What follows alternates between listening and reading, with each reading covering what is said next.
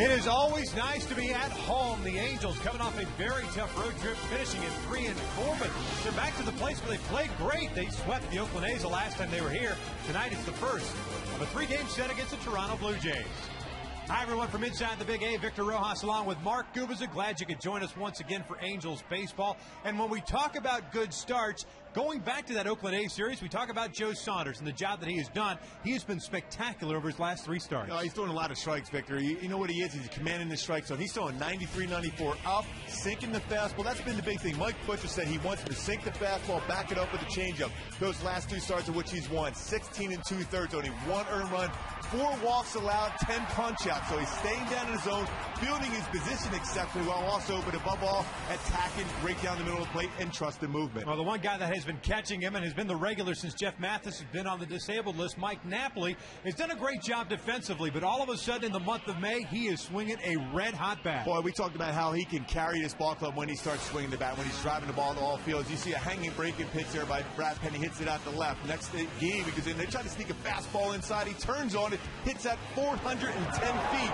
and then against a very good pitcher in Chris Carpenter, he sees something away, 3-0, gets the green light, goes even bigger there to right field, so the ability to hit to all fields, hit 381 on this road trip, 4 home runs, 9 RBIs. He's hot right now and doing a solid job behind the plate. Well, we've got a couple of left-handers on the mound, Joe Saunders for the Angels, and of course Brett Cecil going for the Toronto Blue Jays. We're ready for some baseball from the Big A. The boys swinging the red-hot bats, looking for some home cooking.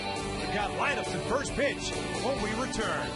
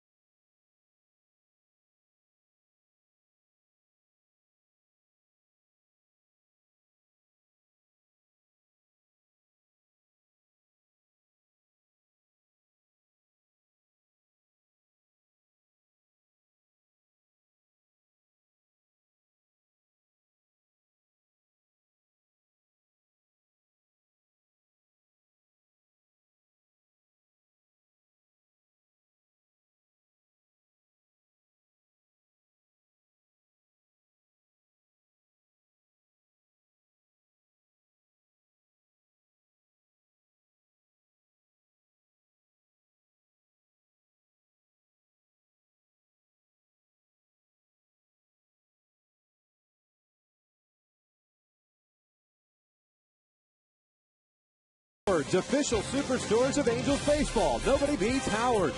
Buy your Southern California Hyundai deal.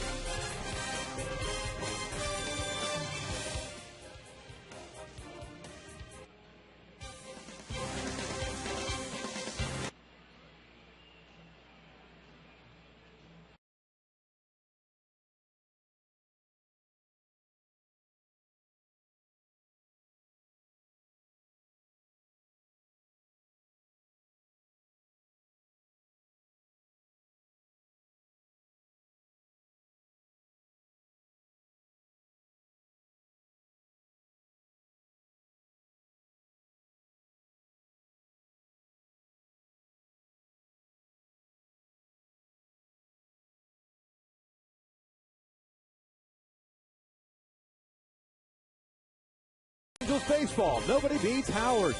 By your Southern California Hyundai dealers. Want more MPG? Hyundai has it. With 7 models, you get 30 miles per gallon or more. Hyundai's now the most fuel-efficient car maker in America. And by Shakey's Pizza, who competed in 22 World Series games and won 10. Go to Shakey's.com/trivia. Angels return home for a 6-game homestand. This is the first of 3 against the Toronto Blue Jays here on a gorgeous Monday night here at the Big A. The Halos now 21-25 coming into this one after dropping that tough loss yesterday afternoon in St. Louis. But they're taking on a team in the Toronto Blue Jays that are exceptionally good out on the road. The 3rd best winning percentage in baseball right now, with Blue Jays playing 15-9.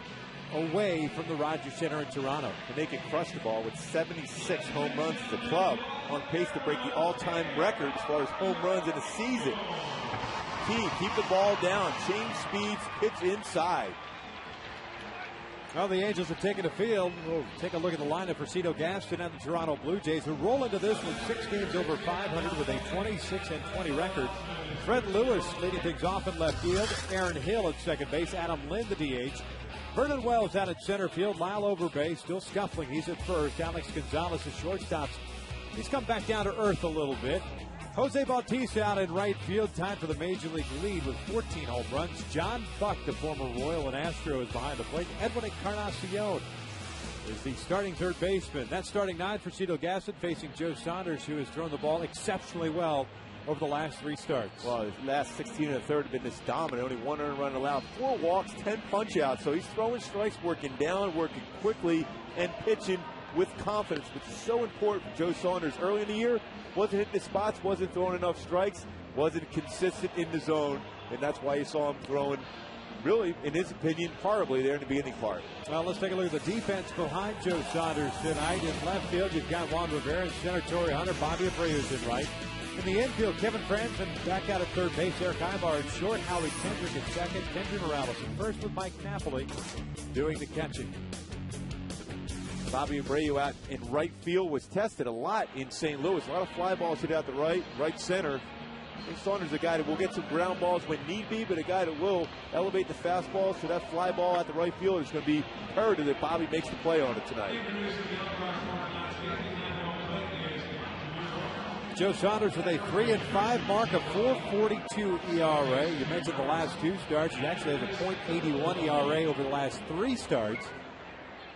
No decision and a couple of wins in those 3 starts. It all started back in Seattle. That was that weekend series in which, by his own admission, said he took some baby steps, lasting 5 2/3, giving up 1 earned run and 5 hits. And then, of course, that complete game shutout of the Oakland Athletics, followed by the start in Chicago, in which he went 7 2/3, 4 hits, and 1 run. First pitch tonight, it's a fastball in there for a strike.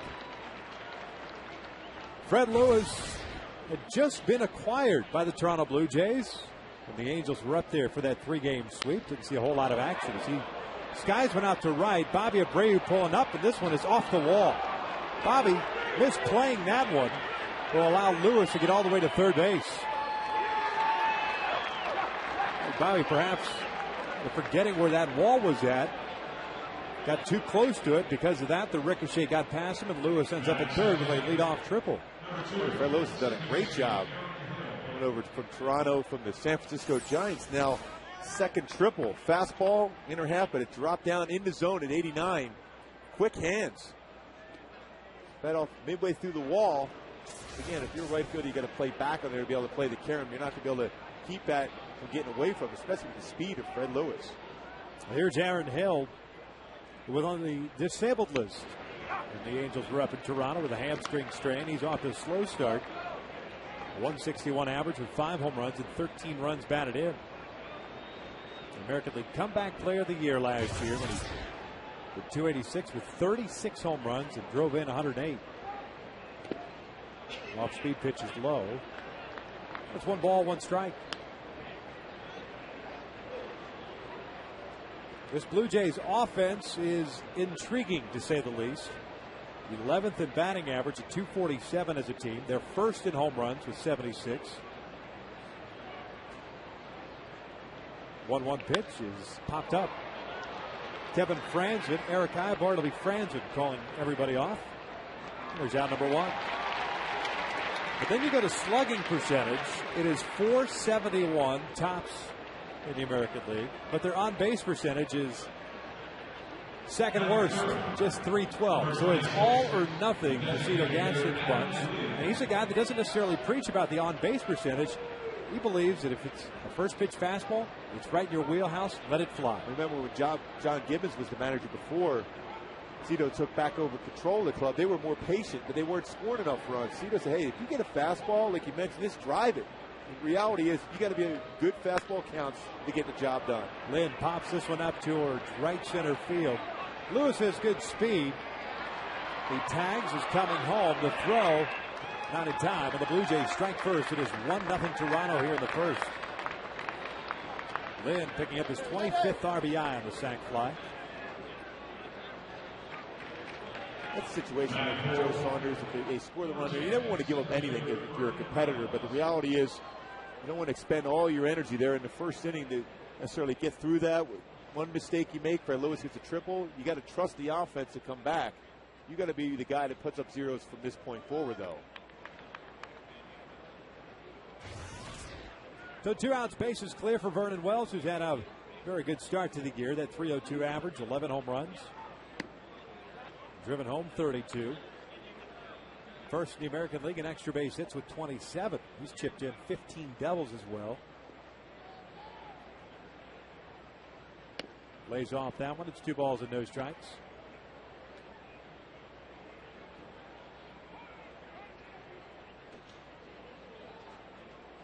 Saunders in that game against Chicago gave up an early run, second inning run. Torrey Hunter hit the 2-run home run in that 4th inning to give the Angels the lead, and Halos never look back. 3-2 win in that first game. 3-1. Time to stay on top of the fastball here on the outside corner and sink it. See if you can get a roll over the ground ball to shortstop. And there's a walk. Much rather face Lyle Overbay in the situation with 2 outs. Lefty-lefty matchup with the struggles that Overbay has had. It's not as bad as it once was. Well, he was about 160. He was getting booed every at bat, every swing up in Toronto. Even made a couple of errors in the field as well. That certainly did not help matters, but he's averaged up to 215 now. 4 home runs, 18 RBIs. There's a strike. Blue Jays roll into this one. 7 games back in the American League East.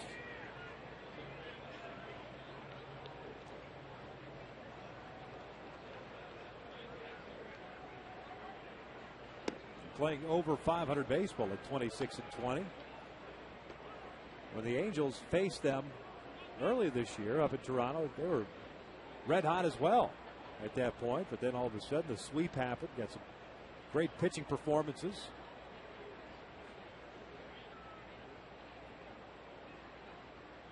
Outside, and it's 2 balls and a strike.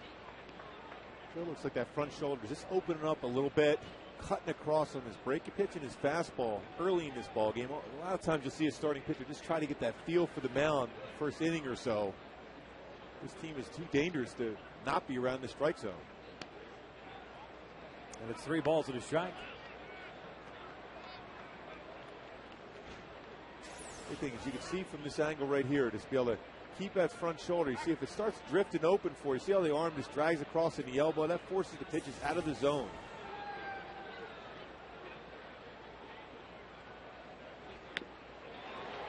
Full count now, and Wells will be off at the pitch at first.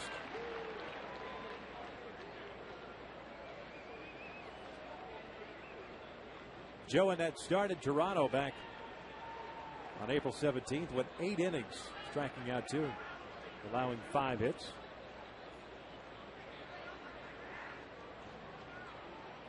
Here comes the payoff. Check swing. Did he go? He did, says Bill Welke. Down goes Overbay, but the Blue Jays strike first. They get a run on a sac fly by Adam Lind. To the bottom of the first we go. Angels trail at 1-0.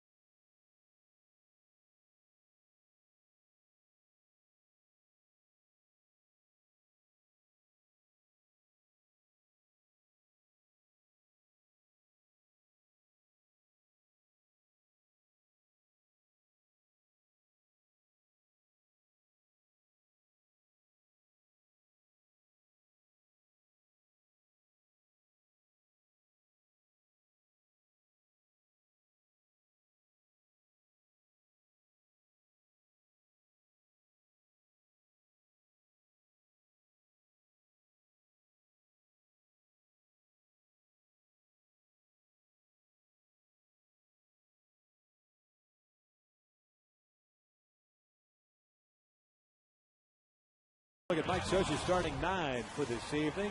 Eric Ibar leading things off at shortstop. Howie Kendrick at second. Bobby Abreu's the right fielder, batting third. Torrey Hunter, the cleanup man, has been safely in the last 9 games. Kenji Morales swinging a hot bat. He's at first base. Juan Rivera moves up. He's the left fielder, while Hideki Matsui drops down to the 7-hole. Mike Napoli doing the catching in the 8th spot. Kevin Francis playing caboose tonight. He is the third baseman, taking on the left-hander Brett Cecil, whom the Angels did not see in that 3-game setup in Toronto. Yeah, the lefty 3-2 mark with the year at just under 5. Does have a pretty good fastball with sink. 89-94, a curveball, slider, and a pretty good changeup. Ibar pushing that bunt foul. First time Cecil has faced the Angels. The only guy he has experience against is Hideki Matsui. Former first-round pick out of the University of Maryland. Big changeup.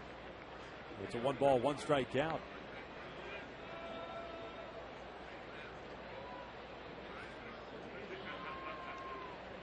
Ibar comes into this one with a .246 average, a home run, 5 runs batted in. Picked up the pace in that road trip, but he pops this one up. Buck, the catcher, near the warning track. Makes the catch. There's out number 1. Defensively behind Brett Cecil, Fred Lewis in left, Vernon Wells at center, Jose Bautista in right. In the infield, you've got Edwin Encarnacion and Alex Gonzalez on the left side, Aaron Hill and Lyle Overbay on the right with John Buck doing the catching. And the shortstop, Alex Gonzalez, done a pretty good job for him, solidifying that position. Well, he has made a few errors this season, and the guy that has a pretty good range and turns a solid double play. Kendrick on the ground is short. Gonzalez gets rid of it quickly, and Howie's retired for out number 2. You can see he's one of those shortstop, too, that will make the throw just enough on it to be able to get you at first base, but he has to throw it hard, though. He can backhand and throw it strong, but he has made some errors at times on the routine plays in which he just kind of lost it over to first base, and that's been the issue for him.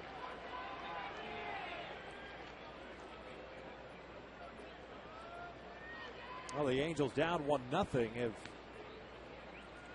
all of a sudden put up 2 outs very quickly here in the bottom of the first inning as Bobby Abreu steps up.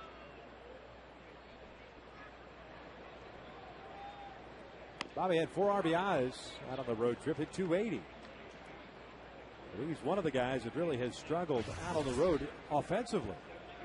Huge disparity between his home and road batting average, hitting .314 here at the Big A, just .230 out on the road. Hopefully that gets him back on track. Not easy, too, with Brett Cecil is holding lefties down to 135 batting average, and Bobby's having a tough time against lefties, hitting only 172. Got a little 4-game hitting streak going. 0-2 pitch. Didn't miss by much, and it's 1 ball, 2 strikes. Angels unable to gain a game on the Texas Rangers yesterday with the loss. Still 4.5 games back in the American League West. That one's outside. 2 balls, 2 strikes. And with that 3-game sweep, the Oakland A's, the last homestand, putting themselves over 500 here at the Big A with a 12-11 mark. Slow windup for Cecil. Here's the 2-2, and Bobby swings and misses. It's a 1-2-3 inning for Cecil and the Blue Jays. 1 complete at the Big A. Blue Jays up 1-0.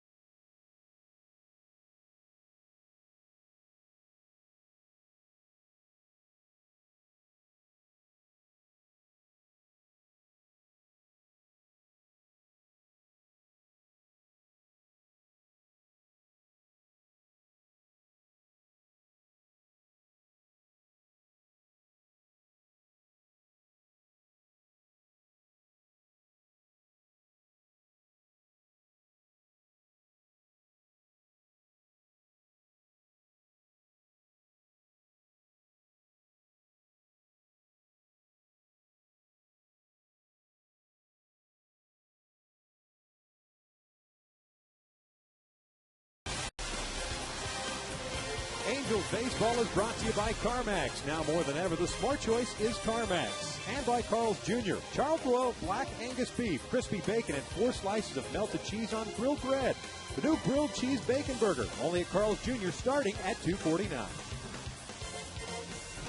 Awesome sound effects. I'm getting ready. Riders on the storm from the Doors. You like that? Yeah. Angels down 1-0 as we start the top of the second. Alex Gonzalez will lead things off, followed by Jose Bautista, then John Buck. Saunders threw 17 pitches in that first inning. One well-hit ball. That was the one by Fred Lewis. Maybe he did, maybe he didn't. Misplayed out in right field. Bobby Abreu getting a little too close to that wall. Lewis has had one heck of an impact on this Blue Jays squad since being acquired, as Gooby said, from the San Francisco Giants. A terrific month of May for him.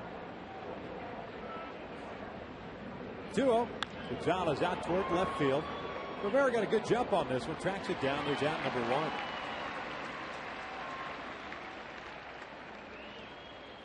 Pitch up in the zone. Got away with that one. Gonzalez, who got off such a great start, still has 27 extra base hits. Got underneath that, and Juan Rivera made a nice play. Well, you could just watch Joe Saunders' reactions after that pitch. Not happy with himself about elevating it.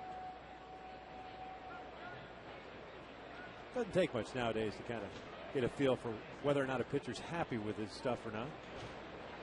As demonstrative as they are. You were never that way. Oh, never. I was always a happy-go-lucky guy on the mound. Bautista off to a terrific start. Power number-wise, never really been an average guy. 14 bombs, 38 runs batted in. Guy that they bounced around too. He can play third, he can play left, right. Pretty strong arm. Definitely got to expand the zone against him. 1 ball, 2 strikes. Most swinging pitches out of the zone often. Doesn't miss many fastballs though. Well, you could say that pretty much about this entire Blue Jays lineup. This is the lineup that will strike out, will chase pitches and expand their own zone. Well, there's 377 punch outs already. Well, 378. With the strikeout of Lyle Overbay in the first inning. Murphy, the hitting coach, he's a guy that swung very hard. They've got 4 guys with 40 or more strikeouts already. John Buck is at 36. Bautista fouls that one straight back.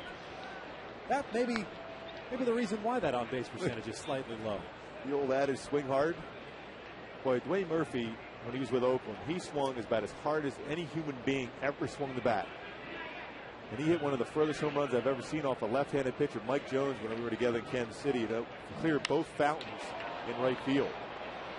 This one chasing Torrey Hunter back to the warning track. The ball drifting out there. And Torrey tracks it down. Ground number 2. Another fly ball out. The last few days, we've seen the baseball carry a little bit more than you think. And Torrey getting back, he looked like he was tracking early on, and all of a sudden had to keep drifting back and back and back, find the wall. Torrey's so good as far as getting to the warning track and finding the wall. That's why he makes so many great plays up against it and over the wall at times. 2 out spaces clear now for John Buck, the catcher.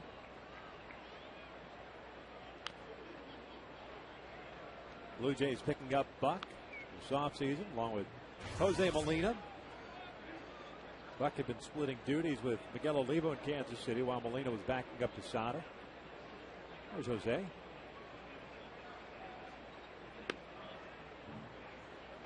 Buck's hitting .269 with 8 home runs, 24 runs batted in.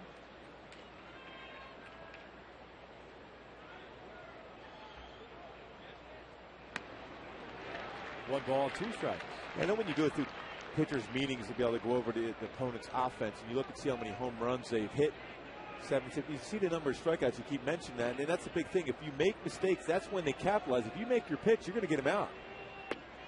2 balls, 2 strikes. And you're not going to be able to do it every single time, but if you get ahead of the count and you expand the zone and make your pitch, you're going to get it out. If you make mistakes, they get fastball counts. That's the thing. And Mike Butcher's a guy that preaches first pitch strike so often. Buck takes up and in. It's a full count now. With Edwin Encarnacion awaiting on deck.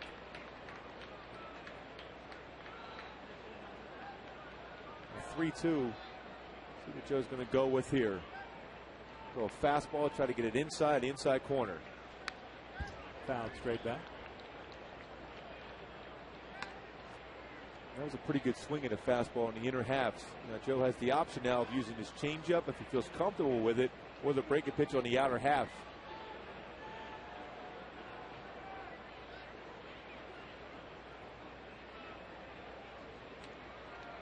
Fastball. Want to change up, shook him off to a fastball. Got him with a fastball. Down goes Buck. There's out number 3. A 1-2-3 frame. Middle of the second. It's 1-0 Toronto.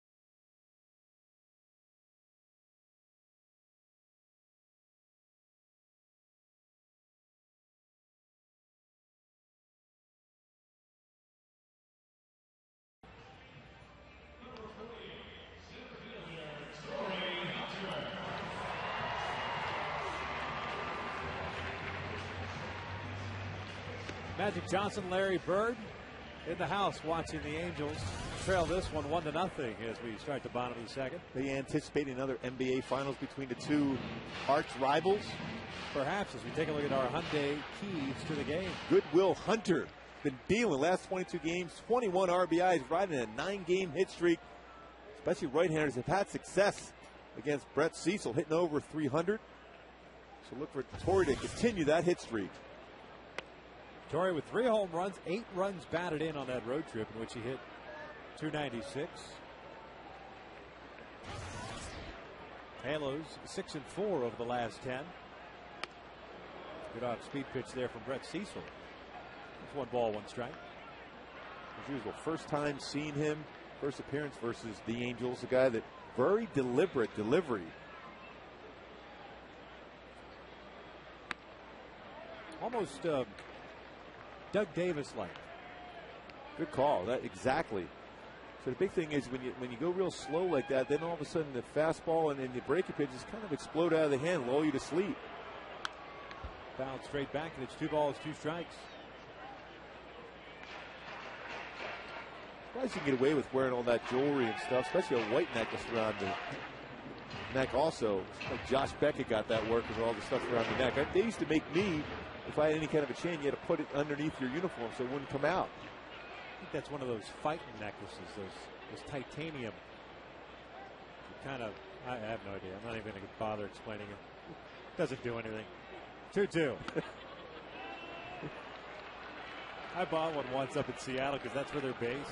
They're going to make the joints feel a little bit better. Nah.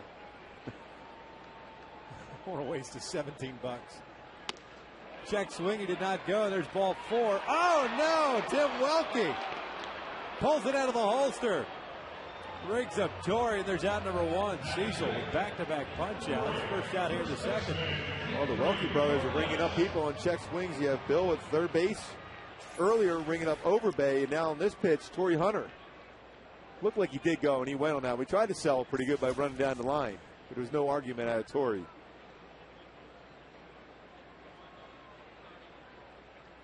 Gentry takes up and away. You think Tim and Bill Welke look at each other across the diamond and say, hey, nice ring up? Yeah, good job. I think give each other style points. There's the 1-0. Like Ken Kaiser used to do it. Yeah. One of the all-time great umpires. There's Bill Welke. Older brother Tim. I always liked throwing when Tim was behind the plate. He's a guy that's not afraid to bring up a hitter. So I didn't mind him at all.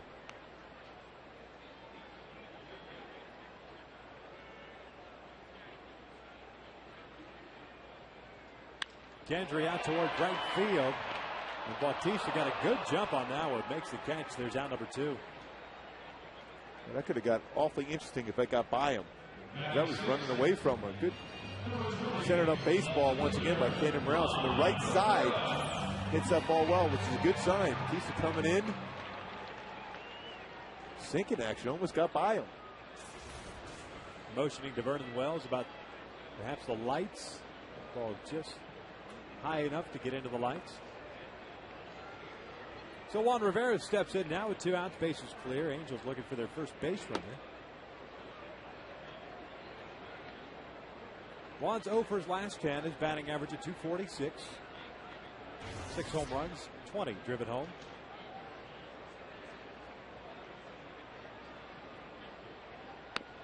He'll take a strike. Mike DeMuro calling the balls and strikes this evening. We can't forget about Jim Reynolds at second base. No, they never forget about the umpires. 2 balls and 1 strike. Juan hit .298 versus left-handed pitching. Pretty good fastball. He basically looks like he spots the fastball. Cecil at 91 will try to sink it, but his bread and butter is a slider and a curveball. On the ground toward the hole at short. Gonzalez has got it. That's a 1-2-3 inning. 6 up and 6 down for the Angels. 2 complete. Cecil and the Blue Jays have a 1-0 lead.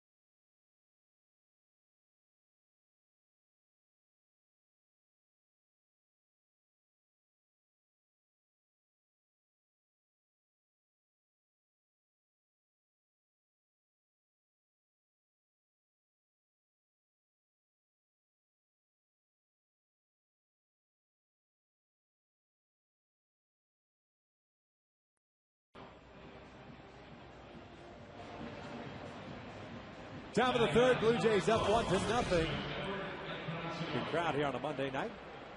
Take a look at our FoxSportsWest.com poll question. Mike Napoli hit a career high 20 home runs in 08 and 09. How many will he hit this season? Fewer than 20, 20 to 25, more than 25. Log on to FoxSportsWest.com. Cast your vote. We'll have some updated results a little bit later on. Billy Mack and that great hair of his, along with Jose Mota, will have the results in the postgame show.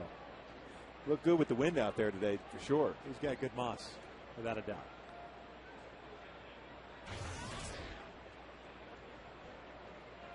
Blue Jays setting up 9-1-2. Encarnacion, Lewis, and Hill. Encarnacion, the former Cincinnati Red, traded to the Blue Jays last year. 275 with 7 home runs and 16 runs batted in. Reds had gotten a little bit tired of waiting for Encarnacion to kind of get it at the major league level, although he put up pretty good numbers for them. Did a career high 26 home runs in 2008, but started off last year hitting just 209. They said, well, we've had enough.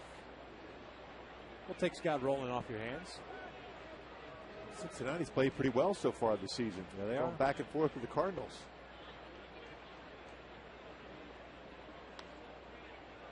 Blue Jays also getting Josh Renicky and Zach Stewart from the Reds with Encarnacion in that Scott Rowland deal. Josh Renicky, of course, the son of Gary Renicky, nephew of Ron. And he's in the bullpen. Might see him at some point in this series. Well, he overthrew that one changeup and up and in with the fastball as Encarnacion was looking away. And there's ball 4. 2 walks in this game issued by Joe Saunders. This one coming to the 9th place hitter.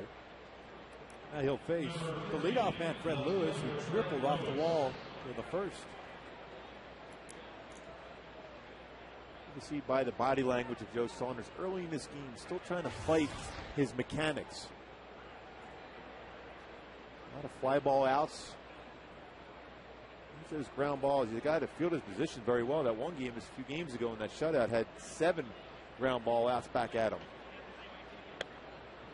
Lewis takes a breaking ball for a strike.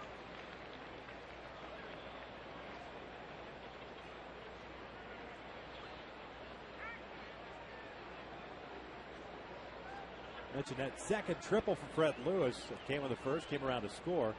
Had 11 doubles in the month of May. Tops in the American League.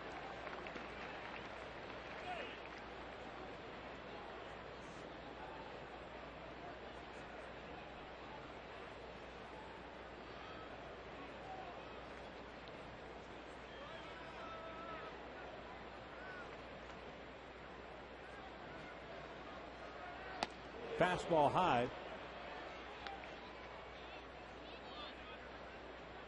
And it's 1 ball, 2 strikes.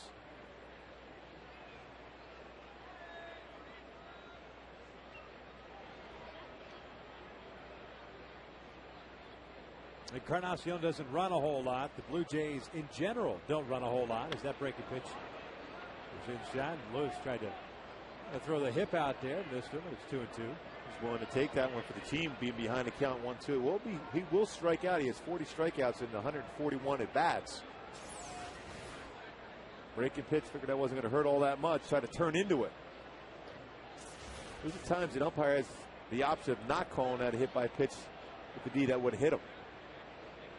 But the struggles that Joe is having here in the early going as far as mechanics, even though he had a 1-2-3 inning, elevated some pitches.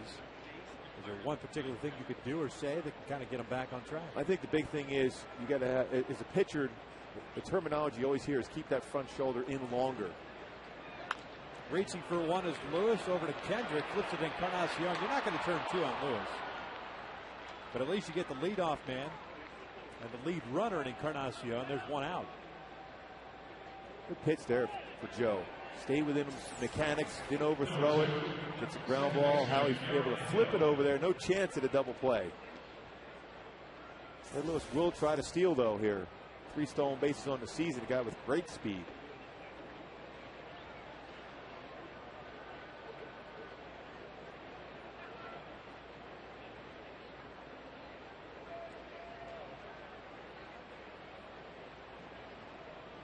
Hill takes down low. 0 for 1. He popped up to Kevin Franzen in the first.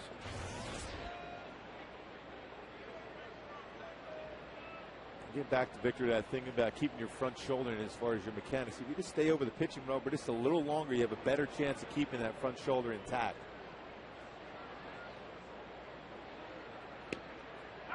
Takes a strike, and it's 1-1. Northern California native Aaron Hill out of LSU. Once an Angels draft selection back in 2000, 7th round pick.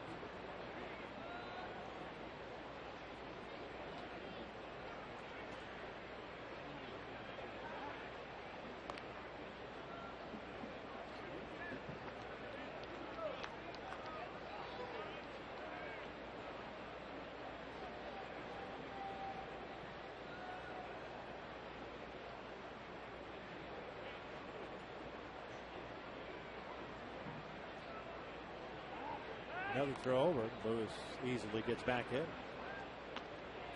Let's put a Norm with a left-handed pitcher on the mound for the Angels. Kenny Morales playing off the base. Base runner, though, sometimes you can't really get a good feel when the pitcher's thrown over there. Just easy behind us to give Kenny a better opportunity to be able to feel a ground ball his way. Hill out towards right center field. Here comes Torrey Hunter. He's there. He'll make the catch. Lewis heads back to first. Angel fans, tomorrow night is the night. All fans in attendance will receive a free Angels Garden Gnome courtesy of Kaiser Permanente. Tickets for this game still available at 50% off select seating areas when using the password Angels at angelsbaseball.com or the Angels Stadium ticket window. Where is that little guy? There he is. He's hiding up there. The Gnome. He's everywhere. He's out in the rocks. Oh, look at that. Getting a great view. I cannot wait. Busted him out, and all of a sudden the Angels swept the Oakland A's. The mojo of the Gnome. It took me a while to get it up on top of that scoreboard. It took me a while to get up on that ladder and climb up, put it up. The Gnome wanted to get that good view. Especially since heights don't bother you. Not one bit. Yeah. See that ladder back there? That was a piece of cake. No vertigo? No. None? Yeah, it was refreshing looking down from that spot. Yeah, it's not too high up there at all. That little guy had some serious LASIK surgery to be able to watch the game from up there.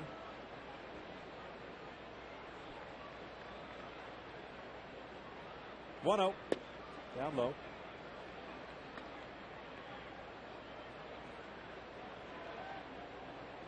Adam Lind had a sac fly in the first inning, picking up his 25th RBI.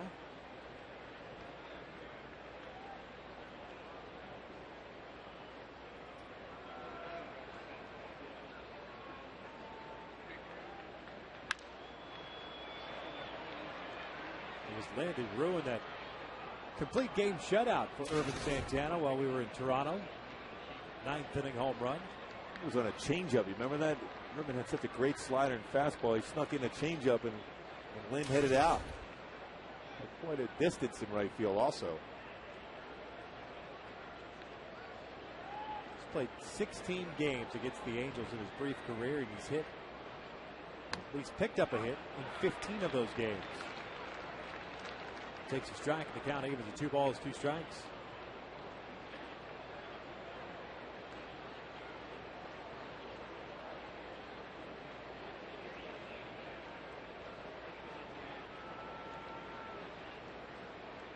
Two. That is ripped into right. Make that, well, now 16 of 17. 2-out base hit for Adam Lind. Puts 2 on, 2 outs for Vernon Wells. The idea was perfect for Joe Saunders, but was down in his strike zone. If you're going to go inside against the left, you want to be above the belt. Better opportunity to jam him, but this is down.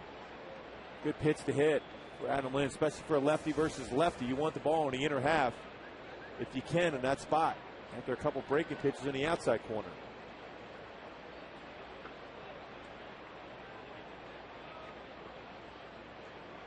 Wells walked his first time up in the first inning. swinging at the first pitch. Thank you very much. Popping one out to shallow center field. Kendrick going out. Here comes Torrey Hunter taking charge. There's out number 3. Middle of the third. Blue Jays still with a 1-0 lead.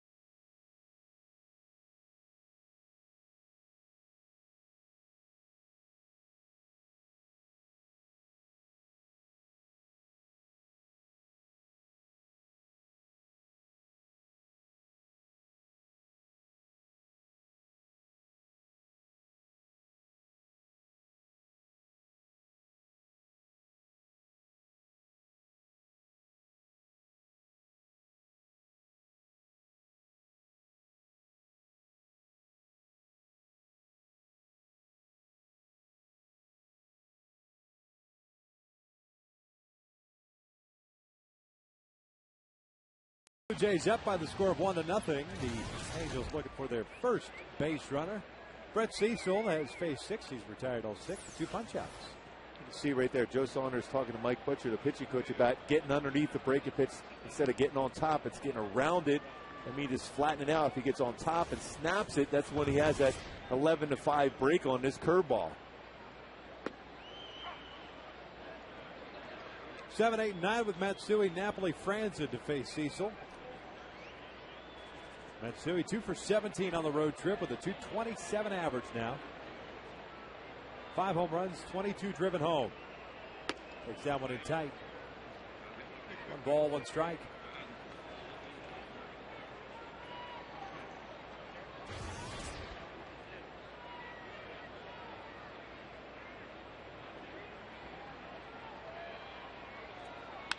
Matsui popping one up into shallow left. Gonzalez, a shortstop, is there. 1 away. And now it's time for the Coors Light Cold Hard Blast. Say it ain't so. It was 3-0 getting the green light. Mike Napoli against Carpenter going big fly fastball about 415 feet to right central. Like that was just a tad bit hot. And that was your Coors Light Cold Hard Blast. Pretty good poke. Going the opposite way. It's a pretty good pitcher, too. Homered in 3 straight games, a personal best for Mike. Red hot in the month of May, a .318 average.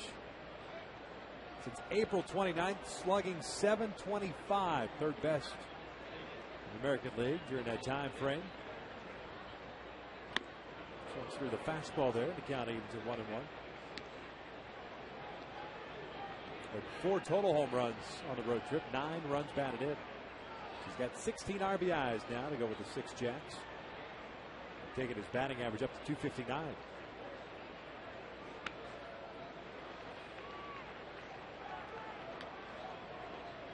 And you could have all the scouting reports and paper and look at it, film, until you face a guy and see his tendencies. It's a difficult task. Always the advantage to the pitcher the first time around a lineup when you haven't seen him before. 2-2 now.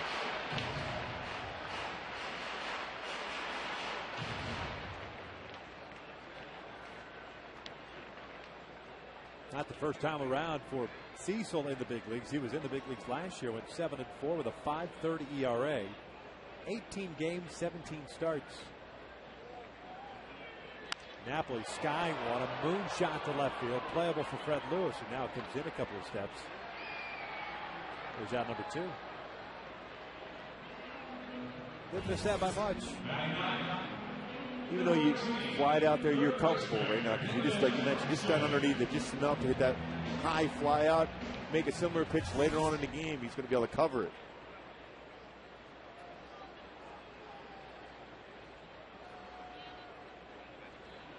There's Kevin Franzen getting to start at third base once again. Kevin swinging the first pitch and lining one into center field, a base hit. On the first pitch he saw, the Angels get their first hit, first man on base, and it spins the lineup back up to the top for Eric Ibar. Good inside-out swing for Kevin Franzen here. Pitch down, stayed back. Good piece of hitting right there for Kevin. Continues to swing the bat well. 100 batting average coming into the game. Kevin had gotten the start at third base yesterday and was taken out in the 7th inning after jamming his wrist on the play at third base.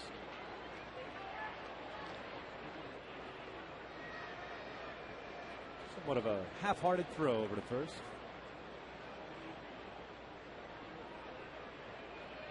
Ibar 0 for 1. He fouled out in the first inning.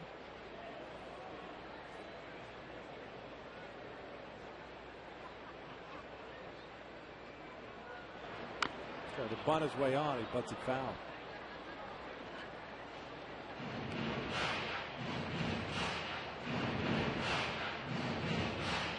We got the nine tar all over the helmet. Similar to former Angel Vlad Guerrero. Put your hand up there, that way you get that good grip on the baseball bat.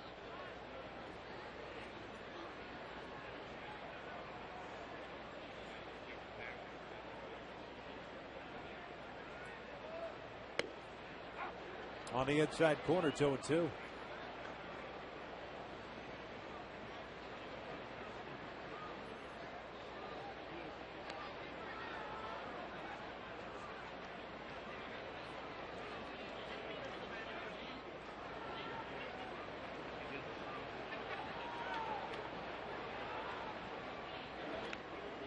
Eric's one and only home run coming from the right side of the plate here at the Big A. Down into that left field corner. Looks like Cecil and Buck want to pitch it inside.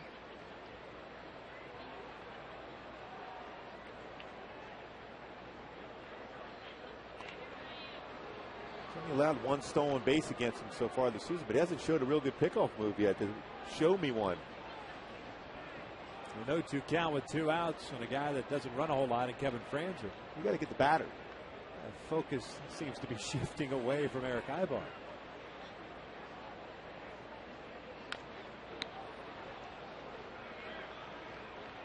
The count remains at 0 balls, 2 strikes. Blue Jays getting their one and only run in that first inning with the triple by Lewis, sac fly by Lynn.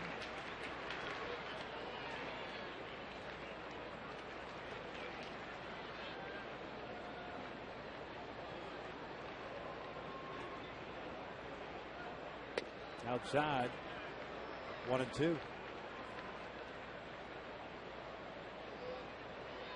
I wonder what pitchers think about when there's 2 outs, 2 strikes.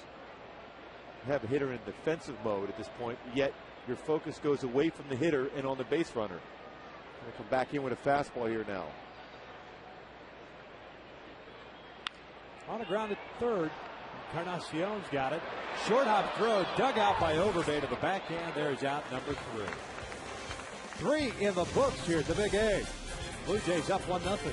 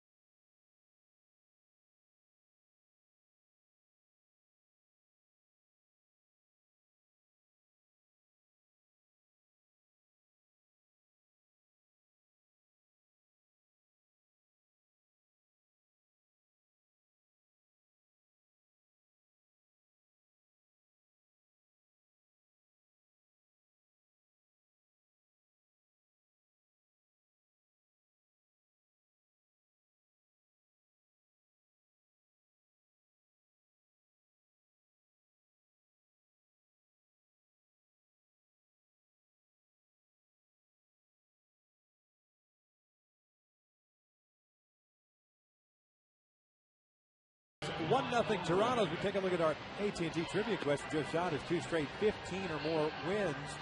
He's the last Angel with 3 straight 15-win seasons. Chuck Finley. So I'm going to go with Finn to win. As always, I will be riding your coattails. No way. Oh, yeah. You're going to agree with me? Yeah. Well, it is May 24th, and I finally decided to decide with you on one. Look at Finn over there in that picture. It's a sweet stash. He was channeling his inner Brian Fuentes back in the day. There's no doubt about that. He's always been wanting to be like Brian for sure. Overby ahead of the count of 2 balls and no strikes.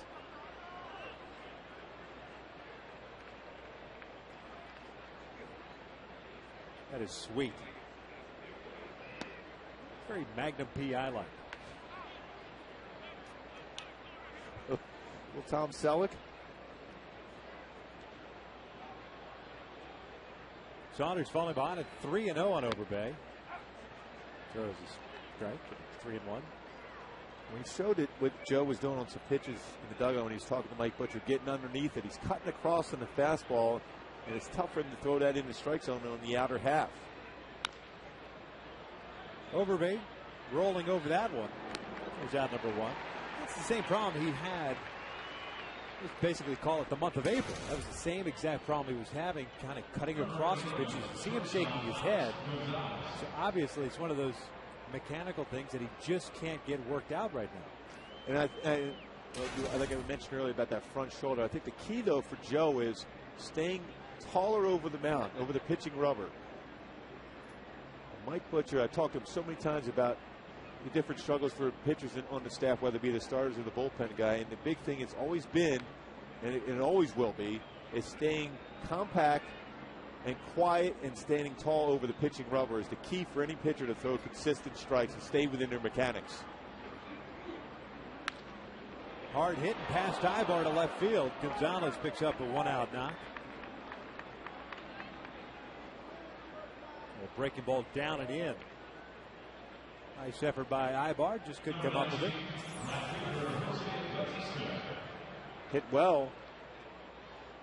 Ibar, we saw him make some amazing plays on the road as far as going into the outfield grass and able to make it and come across with a strong throw.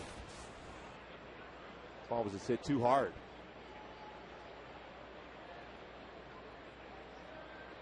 Here's Bautista. Takes up and away. Hit a fly ball to deep center field in the second inning, so he's 0 for 1. I was thinking about Eric at shortstop after that dive right there. I remember that Meister Sturz is on the mend on his way back. He's eligible to come off the disabled list Friday in St. Louis, but Angels wanting to give him a little extra time. Could be activated sometime, maybe by tomorrow or Wednesday afternoon's game. There's Meister. He's feeling a lot better. And the big thing is, too, it gives Mike Scioscia some option to rest Eric Ibar, to rest Howie Kendrick. That type of talent that he has, play all those positions in the infield.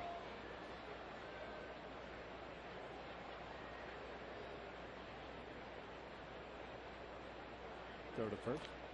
Aside from Meiser kind of on the mend, so Jeff Mathis today had a full workout. Came out, threw down to second base in game-like situations with Orlando Mercado. Playing bunts and throwing him to first base. That's always a good sign. Hitting in the cage. 1-1 pitch upstairs, 2-1. Early on, when he got hurt, the timetable for him was to be able to get back by the first week of June, second week of June at the latest. Everything points towards that still being the case. When you're dealing with a broken wrist like he did, you had atrophy when you get the cast taken off. It's just a matter of getting stronger and getting over the thought process of that bone being broken. So once he gets to that point, you see the recovery and the strength coming back rapidly. 5 3-ball counts for Joe Saunders tonight. You're going to get those type of swings when it's a 3-ball count. Well, he was trying to hit that fastball 450 feet. What do you do when hitters do this after a swing? Wait, hold for it. Cool. I'm going to try to throw that, and I might show some emotion when I punch him out here. Again, I was a guy that was so quiet on the mound. If I get it after a swing like that, he's upset that he didn't hit it a mile. If I get him out, I'm going to let him know I didn't appreciate him swinging so hard. Do a little Senor Smoke, Juan Berenguer action. That was great stuff. Here's the 3-2. It's fouled off to the right.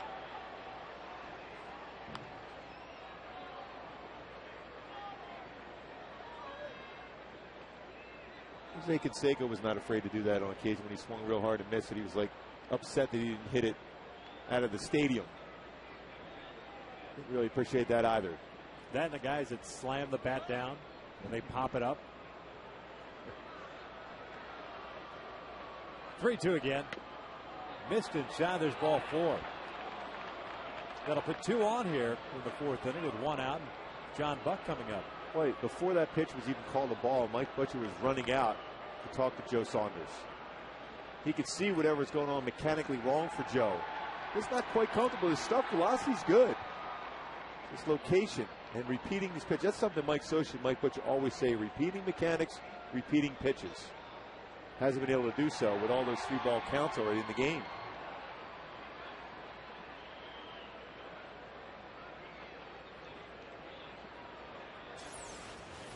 Here are Honda Exmo. You'll see the balance, pretty good balance there. Landing over the front leg, landing straight across. And a good job as far as getting out in front, but he cut across at the end, his arm action. And that's where you're going to see running. It's almost like a cut fastball. You want to be out over that front leg.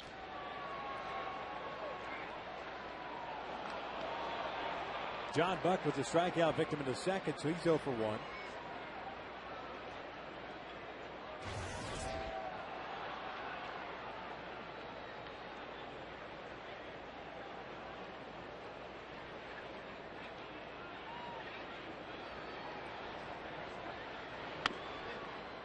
One ball, 1 strike.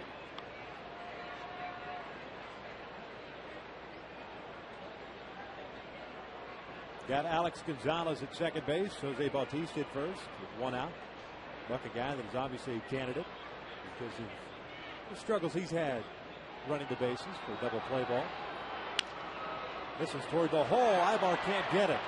Being waved around is Gonzalez. Here comes a throw from Rivera, way off target, and it's cut off. It was 2-0 Blue Jays. That was just hit at the right spot. Juan Rivera with a very good arm.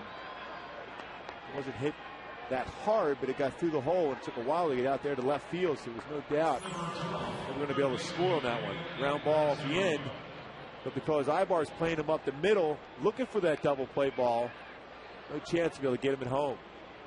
Charles runs too well. 25th RBI for that guy, John Buck.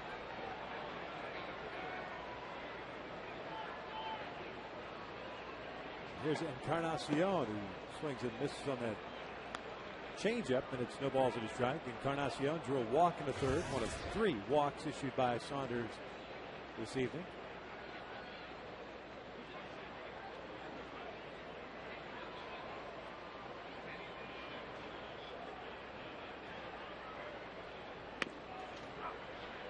That one on the corner, 0-2.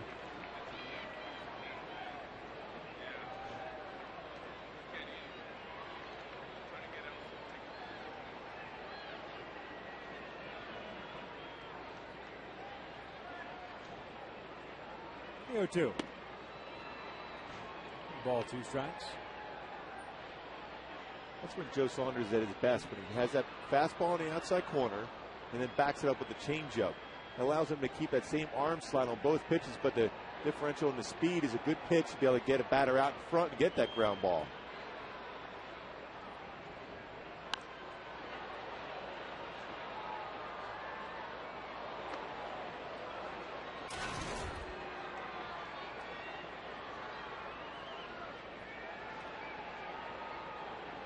Well, we mentioned the 3-ball counts. So because of that, the pitch count getting up there at 74 as we play here in the 4th inning. Broken bat, one hop. Nope. It goes off the glove of Franzen. He tags third base. So they get the force out. Runners had to freeze just in case Franzen made the catch in the air. They come up with that short hop. He gets the double play, but at least he gets out number 2. Well, you talk about getting in someone's kitchen. That was Joe Saunders getting inside the kitchen of Encarnacion, but able to get a double play, but got the out instead. Tough little hop. Looked up at the base before the ball was in the glove. They're still able to get the lead runner. Can't give an extra out, though. That's always a difficult task against a club like Toronto. Fred Lewis 1 for 2 with a triple.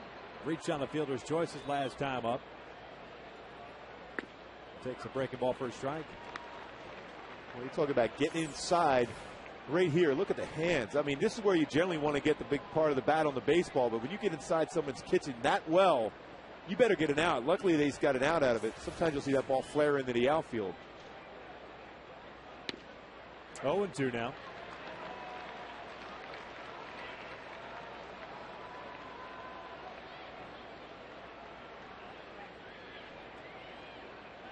.24 pitches thrown by Joe here in the 4th. He's had one easy inning. That was the second, a 1-2-3 frame. 1 ball, 2 strikes.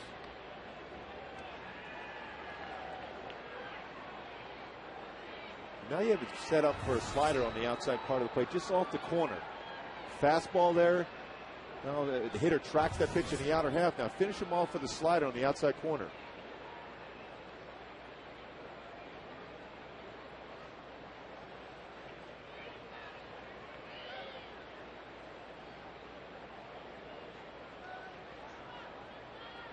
The 1-2. Got him with the breaking pitch. Down goes Lewis. If the Blue Jays get a run, they do it on a couple of hits. Middle of the 4th, they're up 2-0.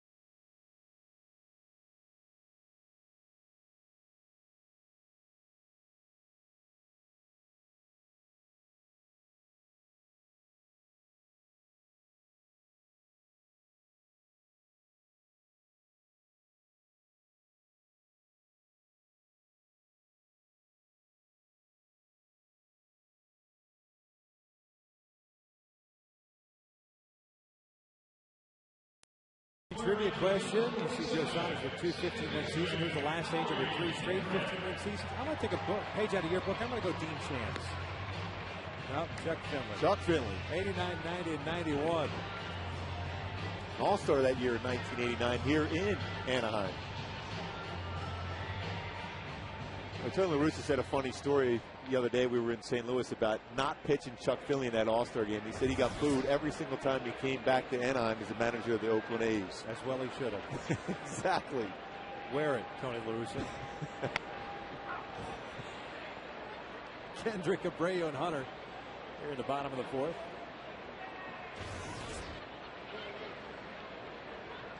Howie 0 for 1. He grounded out to short. Takes the breaking ball outside. 2 runs, 4 hits, 5 left on for Toronto. The Angels just got their first base runner and first hit. We'll see if Kevin Franzen with 2 outs in the 3rd, but he was stranded there. Howie out to deep right field. Pretty good pull, but Bautista tracking it down. Is there and makes the crowd throw out number 1. Hey kids, you enjoy your very own Angels pool raft courtesy of Wild Rivers Water Park. It's free for all kids ages 2 to 18. In attendance is Saturday. Tickets for this game now available for $5 off ticket window prices in select seating areas when using the password HALO at angelsbaseball.com or the Angels Stadium ticket window.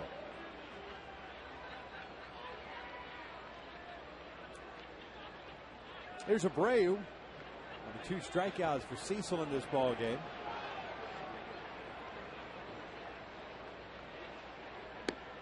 We'll take a first pitch strike.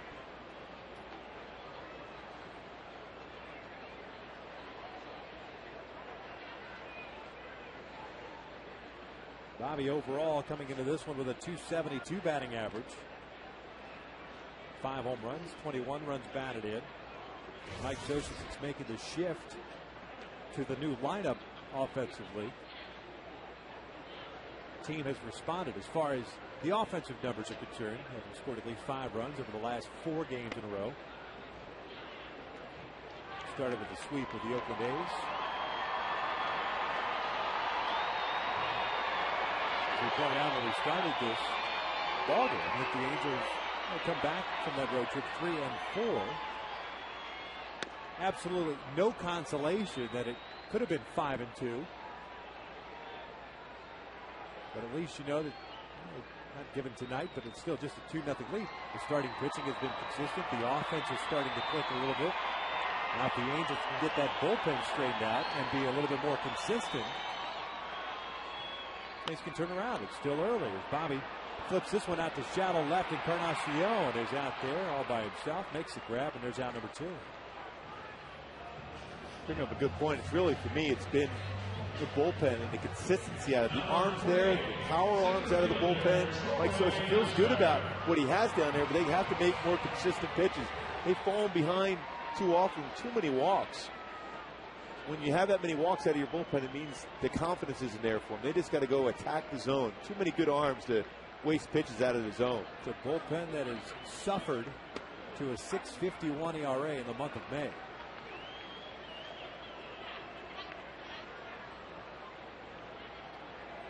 And you hope, just like the starters and just like the offense, eventually get it together.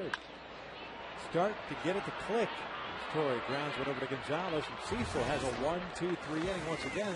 3rd time out of the first 4 innings. Blue Jays still up.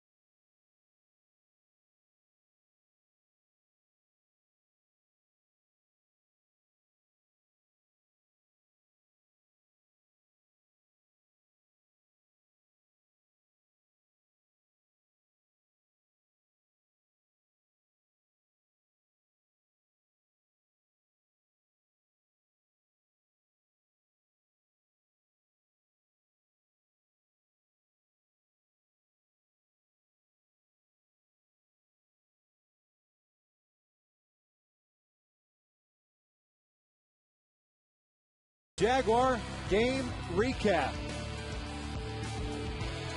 But Cecil's been outstanding. Using the fastball, breaking pitch, hitting the outside part of the plate, hitting the inside, and Toronto just continues to score runs. Buck hits that ground ball, scores. Alex Gonzalez leading 2-0 here at the top of the 5th. Blue Jays with a run in the 1st, run in the 4th against Joe Saunders. Joe with 3 punch outs, 3 walks. But still keeping it in check for a team that has scored runs in bunches. Good breaking ball there to Aaron Hill. Still a 2-0 game. Keeping the offense in a position to try to do something here in the latter stages of this game. Joe will face 2, 3, and 4. Hill, Lynn, and Wells. Quickly ahead of no balls and 2 strikes. That was a great changeup for Joe. That was the best one he's thrown in this game. Stayed on top of that, turned it over, had screwball type action away from the hitter. Aaron Hill's 0 for 2 with a pop up and a fly ball to center.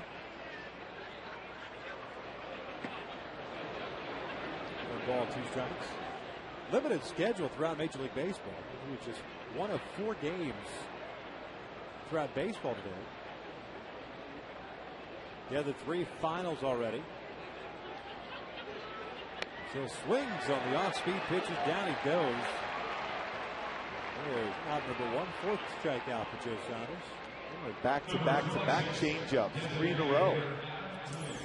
Some great arm slide on this one. Turned it over at 81.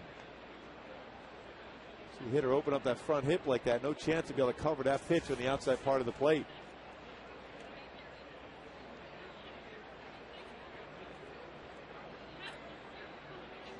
Adam Lynn with a sac fly and a single, so he's 1 for 1. The other scores, as far as in the books are concerned, White Sox beat Cleveland 7-2. Boston beating Tampa Bay 6-1 as Lynn drives one out to deep right field. Playable for Abreu. He's there, makes the grab. 2 outs. The Cincinnati Reds will continue to roll. Beat Pittsburgh Pirates by a score of 7-5. The Reds now in a tie for first place in National League Central. Cardinals off. Boston all of a sudden have won 3 in a row. They had a good series against the Philadelphia Phillies. They're now 7.5 back in the East. Yeah, you always expect at some point the Red Sox will make a charge and get back in the race, but that whole division's playing pretty well. Tampa have been outstanding for the game tonight. The Yankees, of course, dealing with a number of injuries. Just their 13th loss on the year. They lost because they're at home. Only 13-8, which is still pretty good, but on the road, 19-5. Tampa. Missing inside, 2 balls and a strike.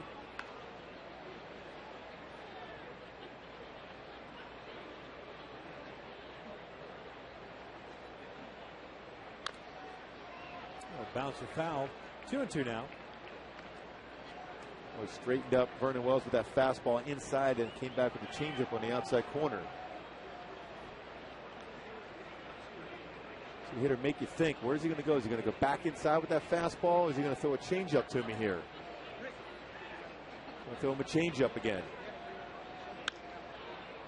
Defensive swing. This one down the right field line and foul.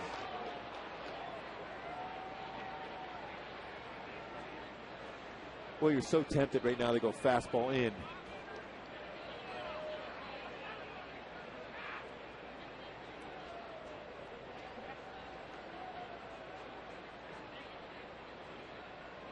fastball inside. Missed inside. Full count.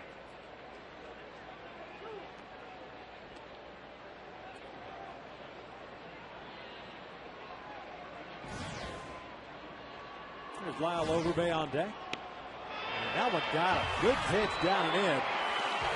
2 strikeouts in the inning for Saunders. Angels trail at 2-0.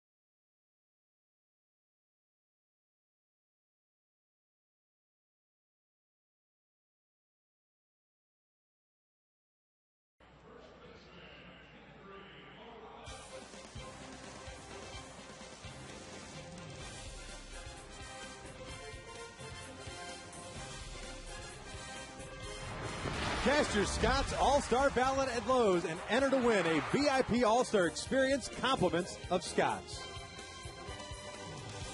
Kendra Morales to lead things off here in the bottom of the fifth inning. Halos down 2-0. It'll be Morales, Rivera, Matsui gets Brett Cecil, who has been stellar. 2 strikeouts, no walks, 1 hit allowed. Big curveball misses outside. Kendra 0 for 1, hit a fly ball to right field.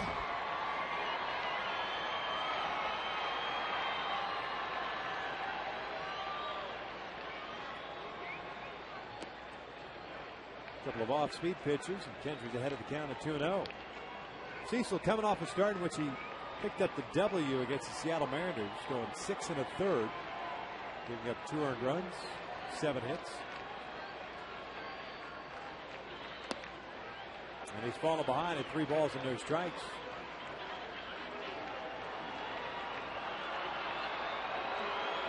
Definitely a spot. Kenya will get the green light if he's comfortable in the inner half with his fastball. Outside, that's a 4-pitch walk. Leadoff man is on board. Brings up Juan Rivera. Have you ever wanted your kids to run the show at an Angels game? Well, on Saturday, June 26th, kids between the ages of 5 and 18 can win prizes such as honorary bat kid, guest PA announcer, guest radio broadcaster, and more. Entry forms available at angelsbaseball.com. Entries must be received by June 11th. Why are you laughing there, Victor? You're about to say something. I can see it. Just the things that you do while I do my reads. You do it so well. Get excited about it. You think we can get a guest stage manager? Oh, wait, Dean's here. Same thing.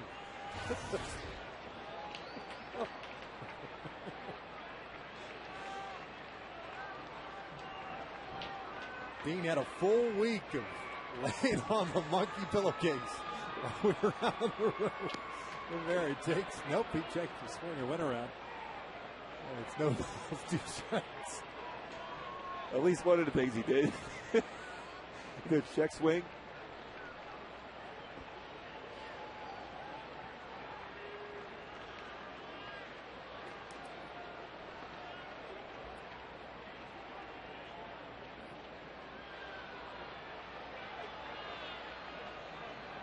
Here's the 0-2. Well, a lot of times when he goes at a fastball to the outside corner, he'll go back it right back up with a changeup on the outside corner. Juan's going to have to stay back, let the ball get deep in the strike zone and hit that ball to right center field, in which he has a pretty big gap in right center field.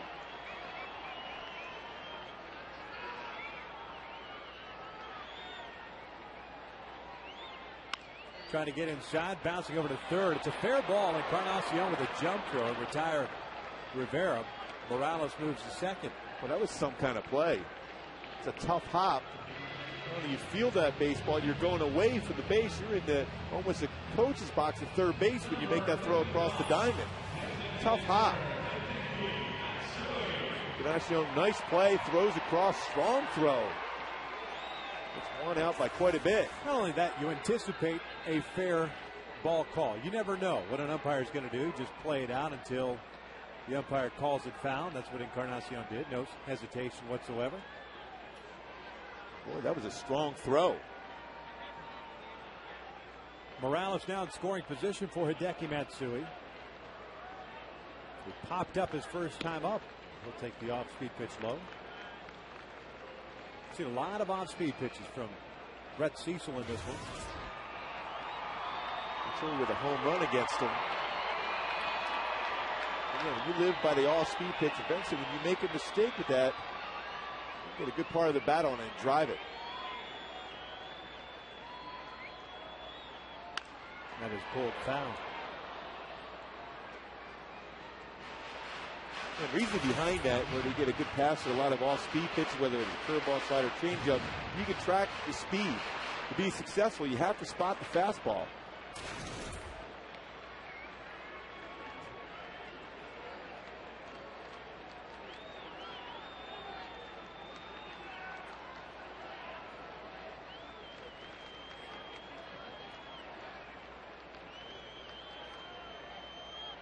Outside, and it's 2 balls and a strike. Now, good chance you're going to get a fastball.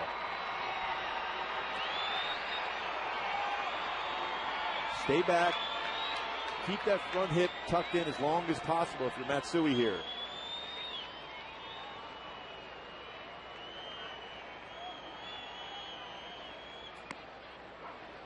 That one on the outside corner, 2-2. Boy, you end up throwing another breaking pitch, especially when you got Mike Napoli on deck. As hot as he is, you would think he's going to try to pitch lefty versus lefty. He's had tremendous success against left-handers. Breaking pitch, getting the outside corner at 80 miles an hour.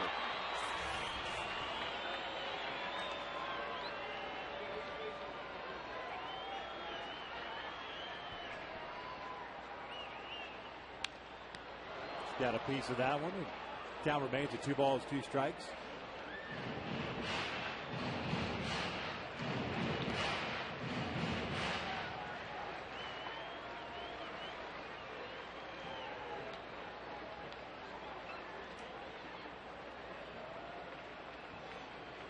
Big hole on the left side with Gonzalez playing Matsui. Quasi overship, trying to keep Morales close to the bag at second. Another 2-2. This one's popped up to left. Fred Lewis toward the foul line, makes the catch. 2 outs. Again, another off-speed pitch. Similar to what we saw out of Ryan Franklin coming out of the bullpen for the Cardinals, staying away, staying away. Eventually, as a hitter, you got to look out over the plate. If he gets inside and jams you, so be it. But you got to look out over the plate.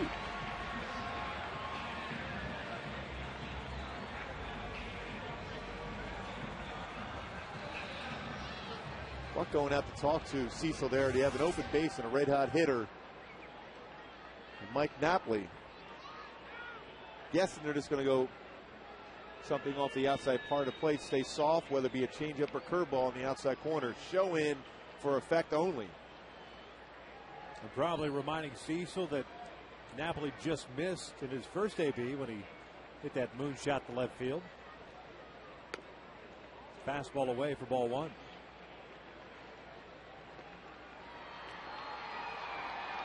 Tito Gasson's always been the guy that allows his starting pitchers to go deep in the ballgame. He believes that why change, make the changes to go out to get somebody out of the bullpen for the sake of matchups. He likes the starter to go deep.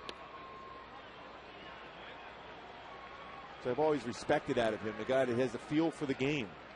Won a couple world championships in '92 and '93. They're not that far away in a very difficult division.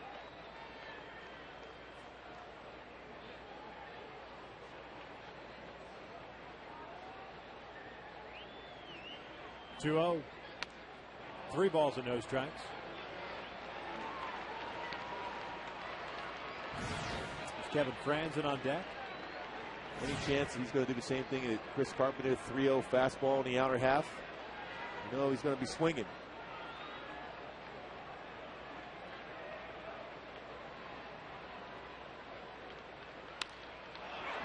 He was hacking, popping this one up on the right field line. Bautista makes the grab, and there is out number 3. Through 5, here's the big A. Blue Jays up 2-0.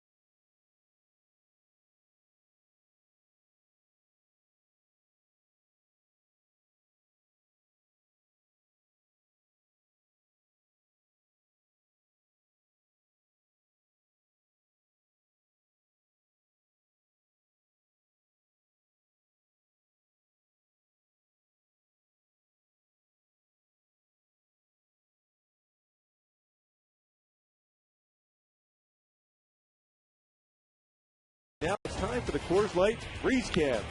Ground ball down the line. Edwin Encarnacion with that strong throw, low throw. But a great pick by Lyle Overbay at first base. That was not an easy pick. Shows it in the glove, gets the out. That was the Coors Light Freeze Cam, brought to you by Frost Brew Coors Light. Blue Jays up 2-0 here in the top of the 6th inning. It'll be Overbay, Gonzalez, Bautista to face Joe Saunders. All of a sudden starting to get locked in after the struggles that he had as far as mechanics are concerned in the 3rd and 4th innings, but 3 strikeouts over the last 4 batters. He'll face the first baseman for the Blue Jays, who's 0 for 2 with a punch out and a ground out to second.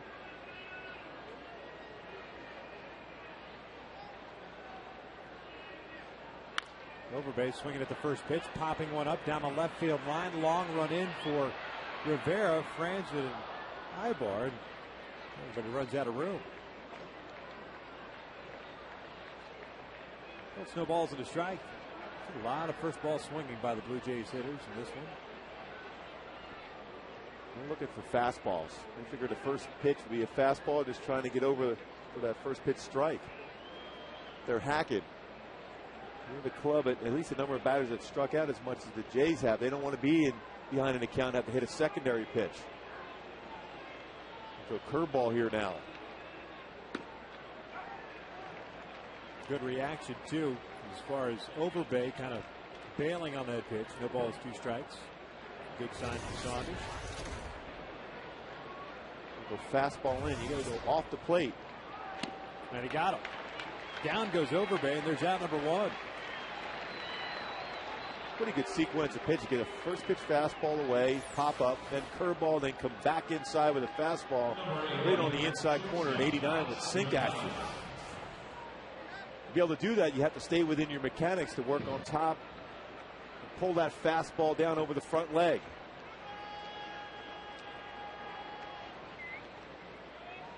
Here's Gonzalez, who had a single with a run scored in the 4th. He's 1 for 2.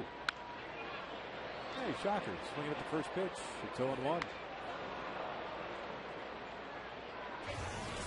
Pretty good chance you throw a fastball first pitch to Bautista on deck. He's going to be swinging. And I guess the thinking being, you don't even have to throw your max effort fastball, a BP fastball, and let them get themselves out. They pitch in the dirt. It's 1-1. 2 years ago, you know, when the teams like the Minnesota Twins or Toronto Blue Jays, teams that are aggressive, what you do on that situation when they're up there hacking first pitch, you throw the baseball bat a baseball length off the outside corner. You get so many easy, quick outs. But you have to establish early that you throw strikes. Once you do that, you start expanding the zone just a little bit off the plate. And stay with the fastball. You get a lot of outs with that pitch. Back door on that breaking ball at 75, hitting the corner. Gonzalez popping this one up. Napoli comes out from behind the plate. He's under it. 2 outs. Time now for the Farmers Insurance True Stories of the Game. In 2000, the Angels and Blue Jays became the first American League teams ever with 4 players who had 30 or more home runs. There you have them. Pretty impressive numbers. Floyd lost. Boy, did he hit the ball hard. He was a member of the Angels. Move on. Well, he was out of the game quickly, huh? When he, I was going to say he was short-lived. Because he was a heck of a player at great numbers. 100 pitches thrown by Saunders. Be sure to visit farmers.com today to hear more true stories from Farmers customers and to find a SoCal agent near you. 1 ball, 1 strike on Bautista. He was hit a fly ball to deep center and walked, so he's 0 for 1.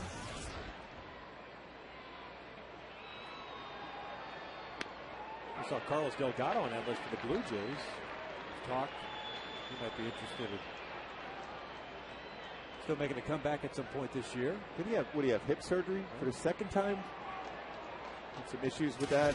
Well, you talk about a guy with raw power straight away to left center field. Just a great player for a long period of time.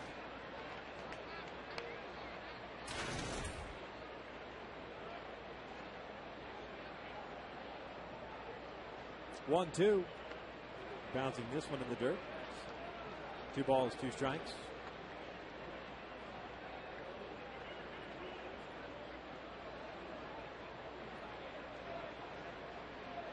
Saunders very quietly has retired the last 6 in a row, including 4 punch-outs. It's been pretty effective throwing the fastball underneath the hands of Batista.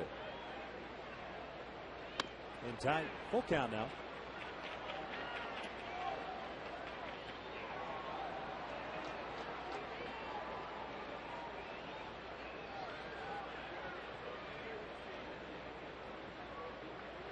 And a 3-2. And he walked him again. 2-out walk brings up John Buck. It's the 4th walk issued by Saunders to go with the 6 punch-outs. And for Joe, that's been pretty much his ratio this year. He came in with 25 strikeouts, 23 walks. A lot of those walks coming up early in the month of May. Overall, pretty solid job. 5 2/3 is 4 hits allowed to 2 earnings, but 6 strikeouts. Had him leaning and almost got him. Bautista trying to get that little running start from first base. Still with 2 pickoffs already in the season. And he was definitely going. He was guessing along with Joe Saunders that wasn't going to pay attention to him there. That's what you got to do with guys that have some stolen bases, but not generally steal guys. Just let them know that you're paying attention to them. And this one gets away from Morales. Bautista will end up at second base. Kendrick over to pick it up. That'll be an error on Joe. Puts a man into scoring position with 2 outs here in the 6th.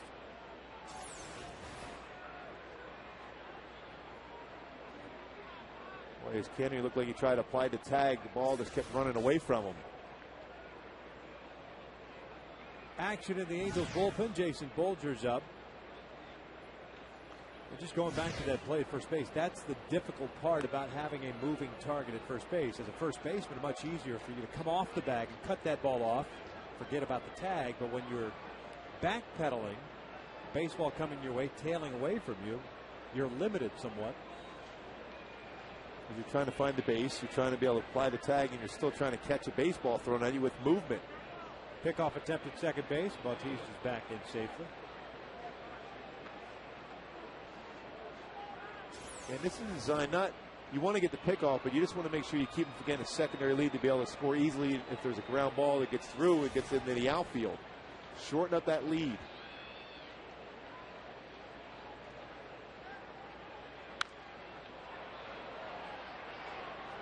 No balls and a strike on John Buck, who had the RBI single of the 4th inning, picking up his 25th RBI.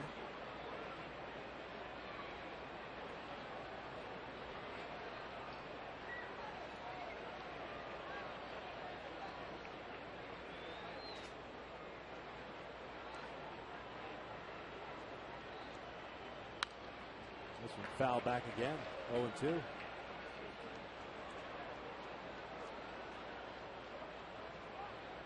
Depending on how Joe finishes through this inning, he may get the opportunity to get back out there in the 7th.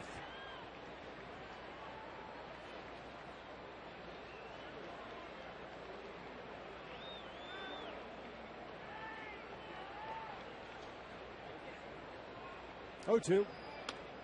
1 ball, 2 strikes. Napoli going to go out.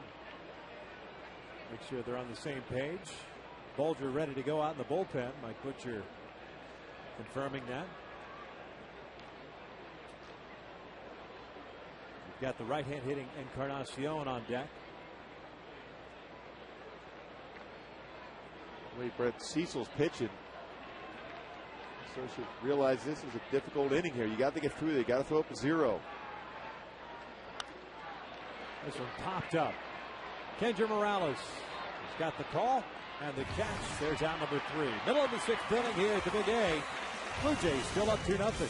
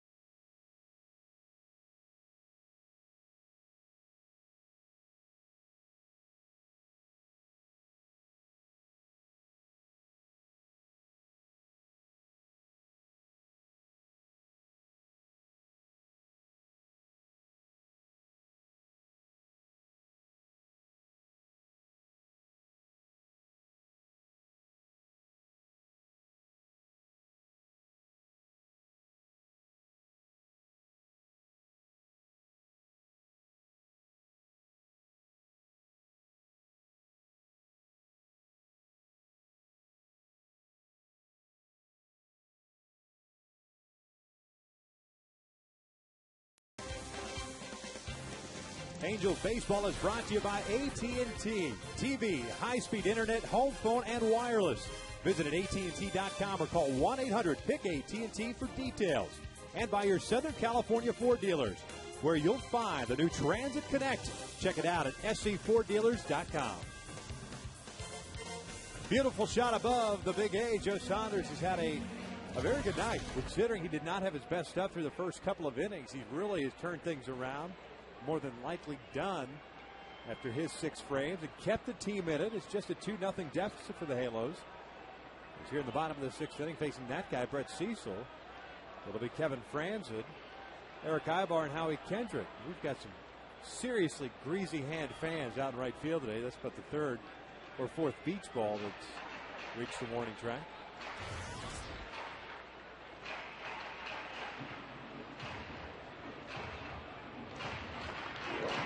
It's birthday today. Have a nice little double to celebrate your birthday. You got a base hit the first at bat. Happy birthday.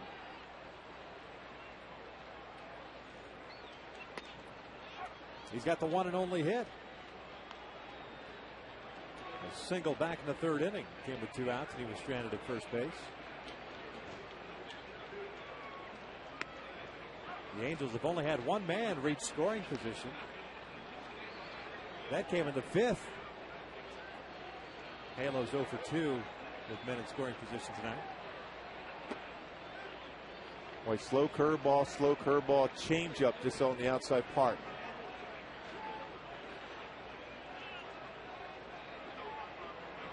Another slider after this one. On the ground at 3rd, Encarnacion's got it. 1 away. Well, it's tough to argue with what Cecil has done tonight. A lot of on-speed stuff, keeping the Angel hitters off balance. 2 strikeouts, 1 walk. He's been around the zone. And kind of to the point you were trying to make, guys that are aggressive at keeping or throwing that pitch, 1 baseball off the plate. If you just show the ability to throw strikes, you can kind of start expanding it. We've seen that a little bit. He's done a nice job of dropping that curveball for a strike, like that one. And then all of a sudden he'll expand the zone. He'll go break a pitch in the dirt, change up off the outside part of the plate. As long as he's able to show it, now comes that change up once again. 0-1 outside. Ibar's 0 for 2 with a pop up and a ground out.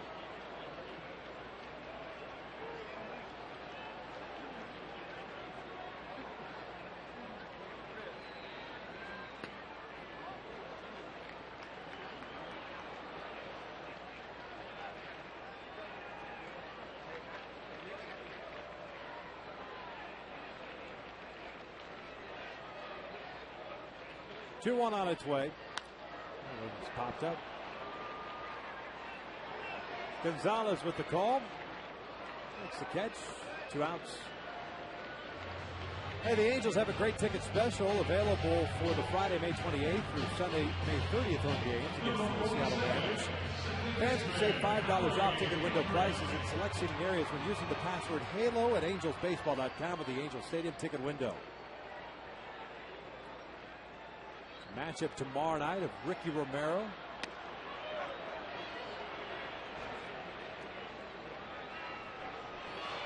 Going for the Toronto Blue Jays. He's got great stuff too. He's got more of an overpowering fastball, curveball, and a slider. Urban Santana going for the Angels. There's Romero. Very good pitcher. Angels saw him in Toronto. And Wednesday afternoon, that's at 4 o'clock start. Brendan Morrow going against Joel Pineros. How he fouls that one back, and it's 0-2. Bounce back game for Pinero. Last time out there against the Cardinals, looked like he overthrew some pitches. The sinking fastball was running over the middle part of the plate too often in that game. 0-2. Howie out towards shallow right. Here comes Bautista on the run, makes a sliding catch, and it's a 1-2-3 inning for Cecil and the Blue Jays. Through 6, Toronto still leads it.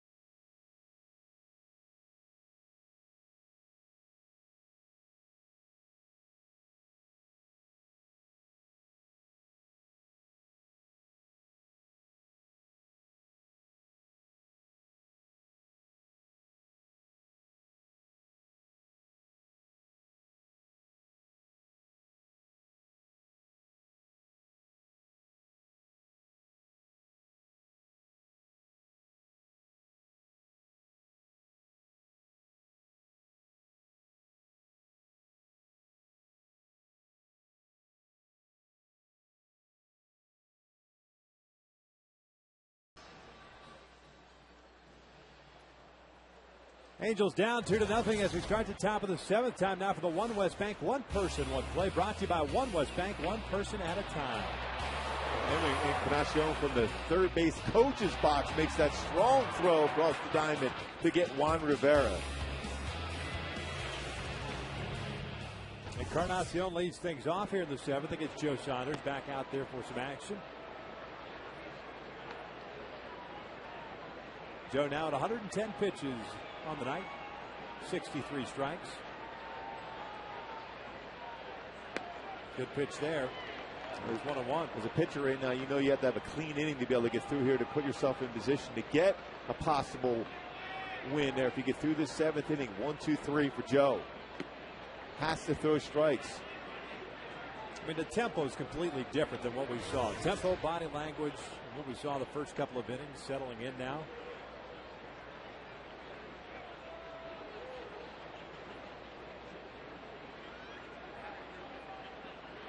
Stay on the outer half of the sinking fastball. Good adjustment him and Mike Butcher made in between innings at one time. Back in the third inning when they had that discussion about getting underneath the breaking pitch, staying on top.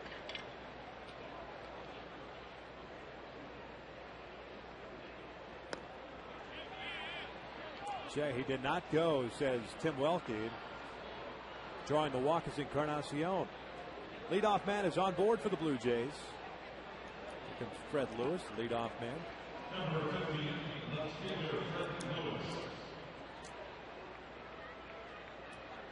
Be a bunt situation too for the Jays in this spot.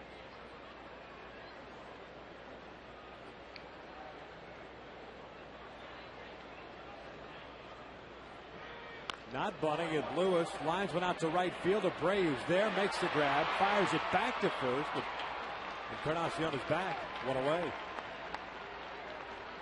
Mike Scioscia's going to come out. That's going to be it for Joe Saunders.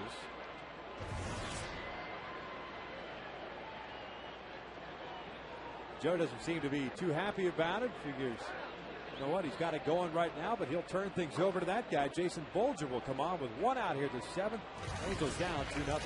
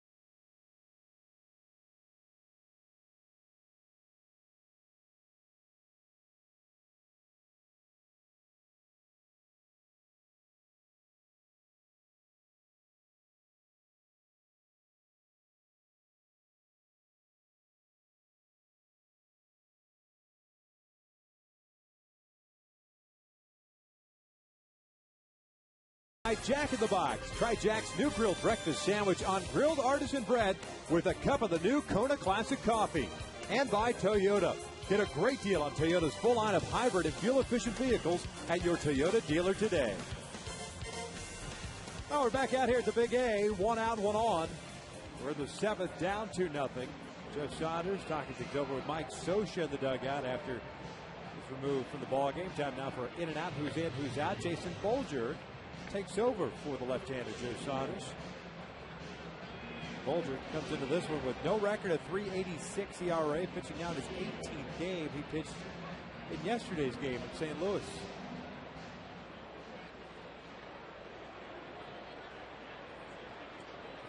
Called upon to face Aaron Hill, the right-hand hitting second baseman. Bolger went 1/3 of an inning, struck out a man, and walked a man. Yesterday's game against the Redbirds. First pitch curveball is outside.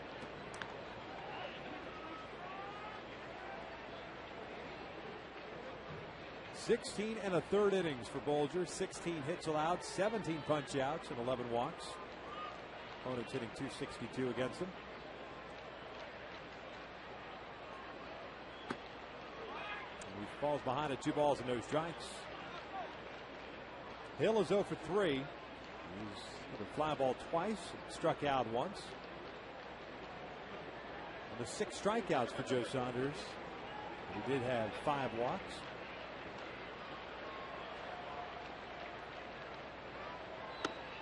(3-0).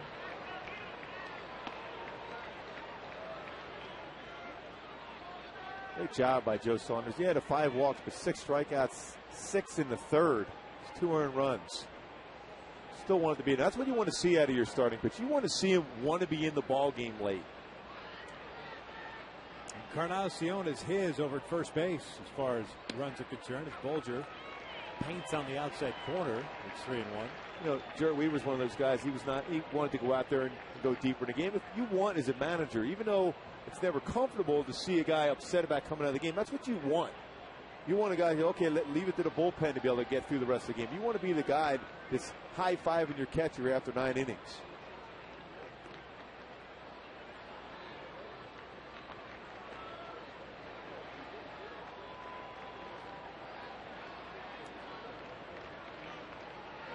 Left-hand hitting Adam Lind is on deck. This is the guy you wanted, Aaron Hill, especially with the struggles he's had this year. 3-1. That's in there, and it's a full count.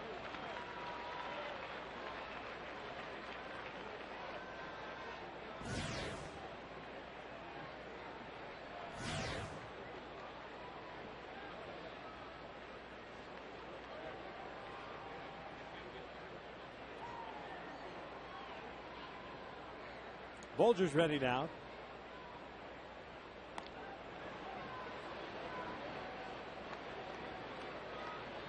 Encarnacion staying close to the bag at first, doesn't run a whole lot.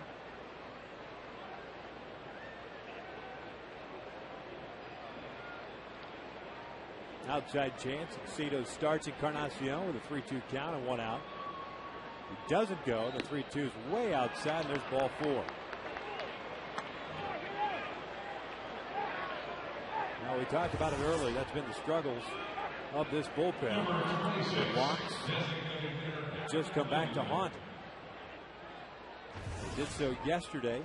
4 walks in that 8th inning, 2 of which scored. That was what tied the game. 2 walks and a hit batter in the 10th inning. That's what eventually scored the winning run for the St. Louis Cardinals. Well, when you put guys on base, the more runners you have out there, even if you make a quality pitch, they can flare it in the outfield and the run scores. You just can't walk guys. You got to be aggressive, especially if you have good stuff. First pitch fastball is in there. Lind is 1 for 2. Sac fly in the first inning, picking up his 25th RBI.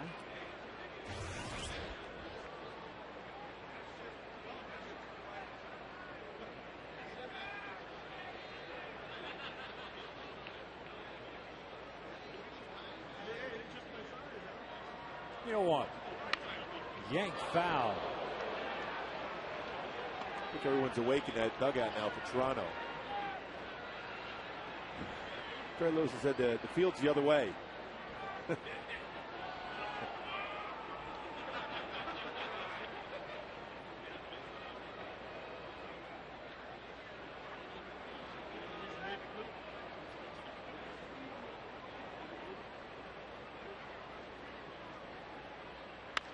That ball is ripped foul.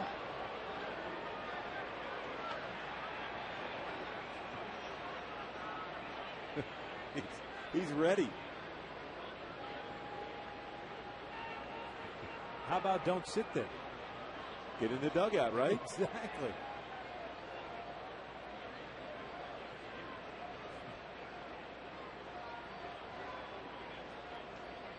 So 2 on its way. Outside, 1 ball, 2 strikes.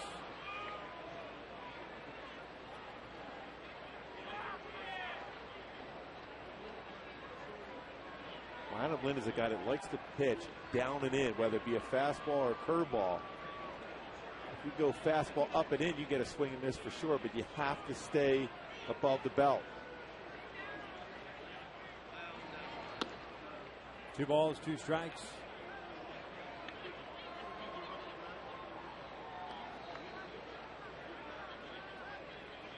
Butcher's going out there, and Mike Scioscia's on the phone.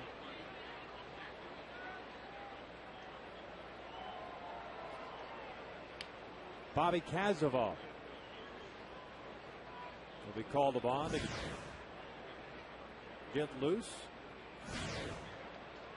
Long visit out of the mound here by Mike Butcher. And we saw Bolger go 3-0 before working the count full to Aaron Hill, then walking him. Now getting hit 0-2. He's taking the count to 2 balls, 2 strikes.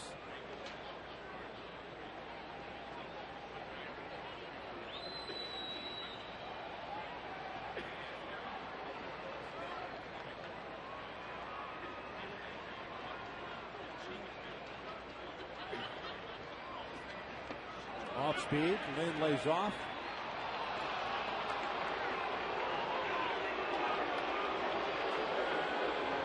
And it's a full count. Vernon Wells on deck.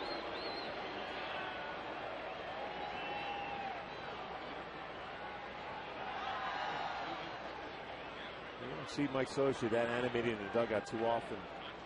When you have good stuff like that, you have to believe in your ability to throw a strike. Lind out to deep left field, chasing Rivera around. He gets spun around. It's over his head. Encarnacion will score. Being stopped at third is Hill.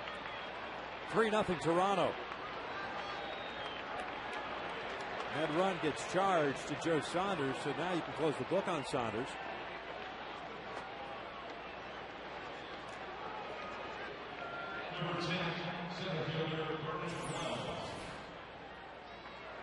Howard's Exmo will show the fastball down, the spot where Adam Lind can drive the baseball.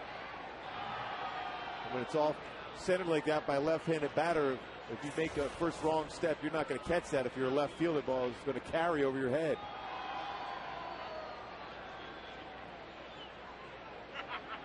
Infield in now for the Halos. First pitch breaking balls outside. Jason Bolger getting into a tendency of throwing pretty much, we could almost book it. Every pitch, every first pitch to every hit has been a breaking pitch.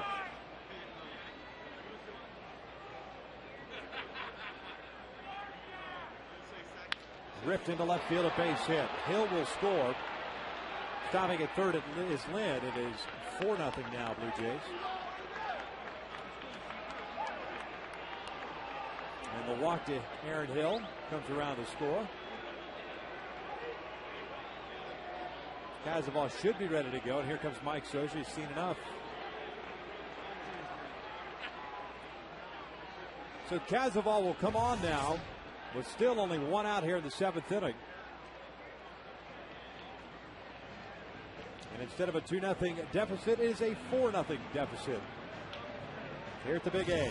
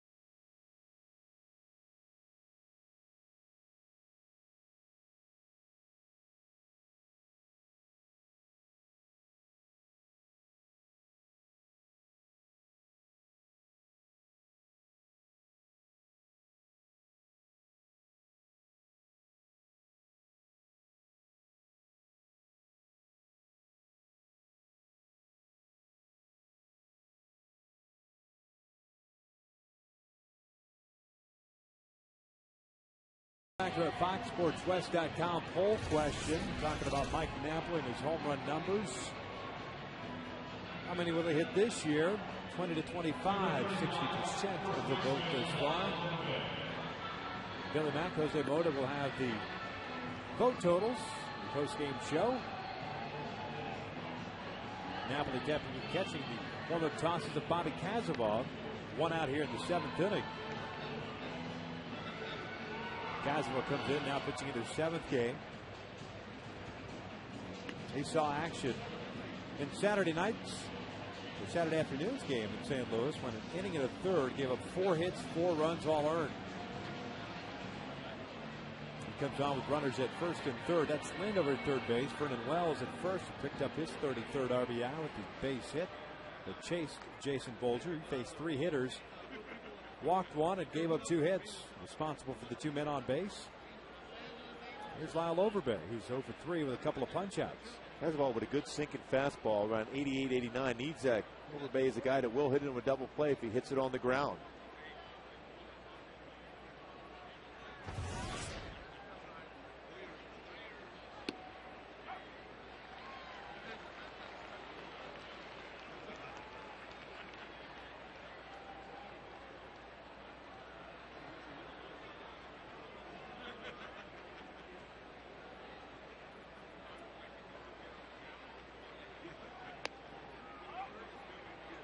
Just missing low. 1 ball, 1 strike. Kazimov called up for the 2nd time this year, back on the 11th.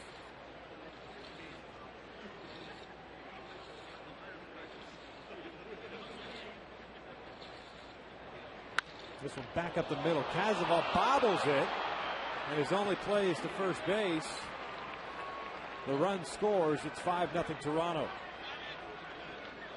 Or an opportunity to get the play or a double play ball. It's hit that hard, you could turn and throw it at second and get a double play. Just took his eye off it enough to bobble it. Got an out. Tried to make the play before getting the baseball out of his glove. I think they had a great shot at a double play on that Absolutely. one. RBI for Overbay as he grounds out there, picking up his 19th run batted in. Vernon Wells now at second. Alex Gonzalez at the plate. We'll take a strike on the outside corner. Gonzalez 1 for 3. Had a single with a run scored in the 4th.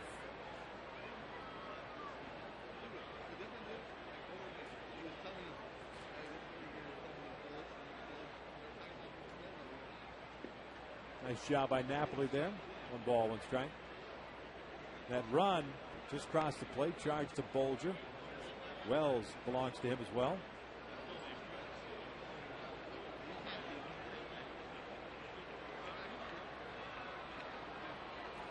Six and a third for Saunders.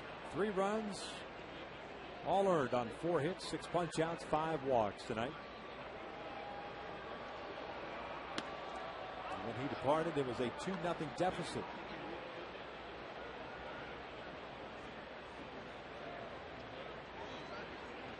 Struggles for the bullpen continue.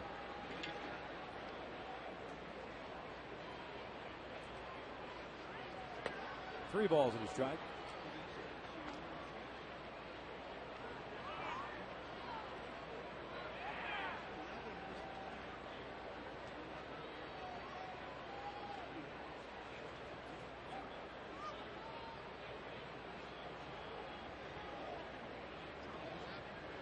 Blue Jays starter Brett Cecil just hanging out, working on a 1-hitter as Kazimov walks Gonzalez.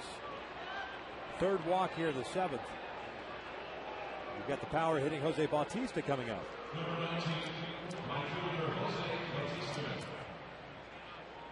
He's picked up a couple of walks himself, both courtesy of Saunders. He's 0 for 1. And that fly ball to center field back to second.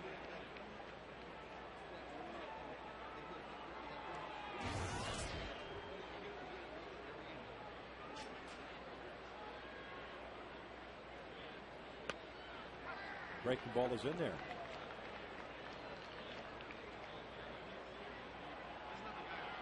7 walks in this ball game for Angels pitchers. Now 192 free passes on the year. That is tops in the American League. Which is pretty surprising. They're a club with, if you look at the numbers in the arms, each one of these pitchers could not be consistent around the zone. It's all a confidence thing for them. With movement, secondary pitches, and a good defense behind you in the infield.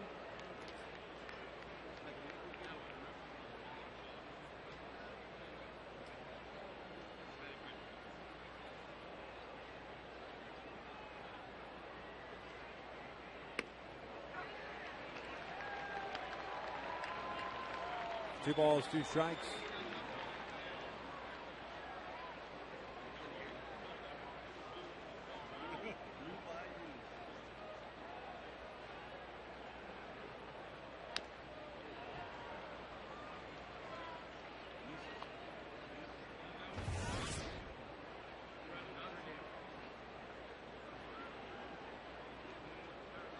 Blue Jays with 6 hits in this one. Picked up 2 here in the 7th. And what already was a difficult task against a good left-hander Brett Cecil becomes that much more difficult. Down by 5 as that one almost clipped Bautista. It's a full count for Wells and Gonzalez, second and first respectively, will be off of the pitch. Toronto has a pretty good power arms out of their bullpen too, which makes that task that much more difficult.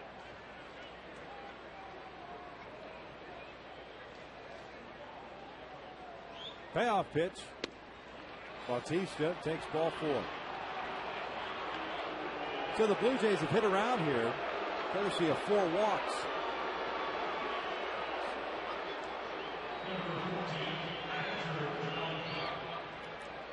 Brings up the catcher, John Buck.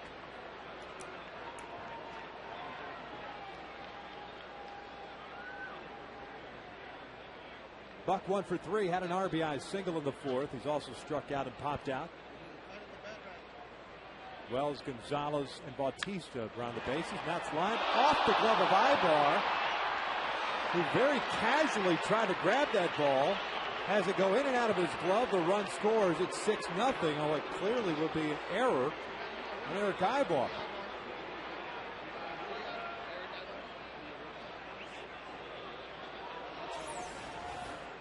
I mean, they say, Gooby, that sometimes the walks, the long innings will get your defense on its heels. I don't know if he mistimed the jump. And a ball like that, that's one of those you got to squeeze with 2 hands. Make sure you get out of this inning. Exactly. You don't want to make excuses, because that's a play that Eric Ibar is going to make every time.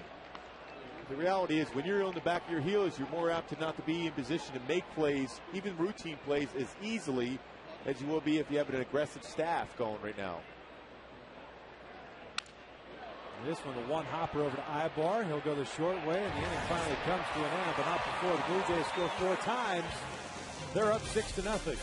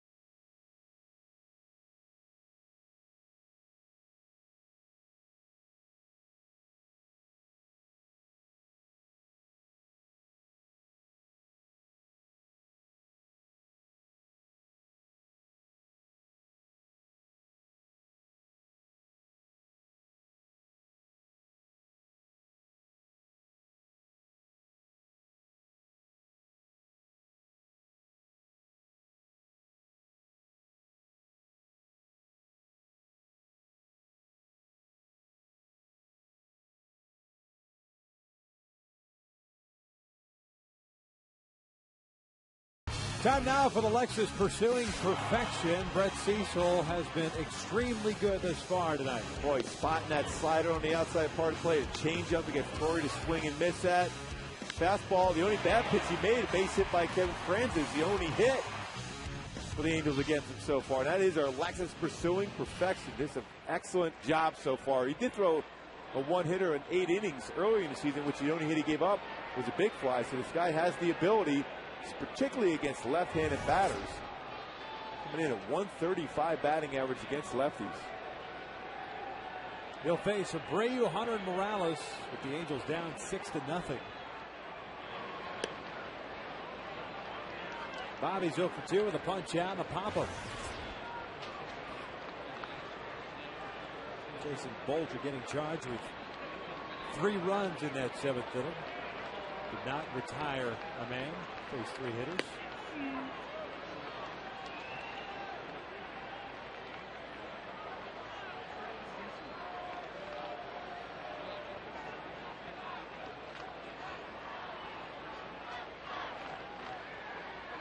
Here's a 1-1.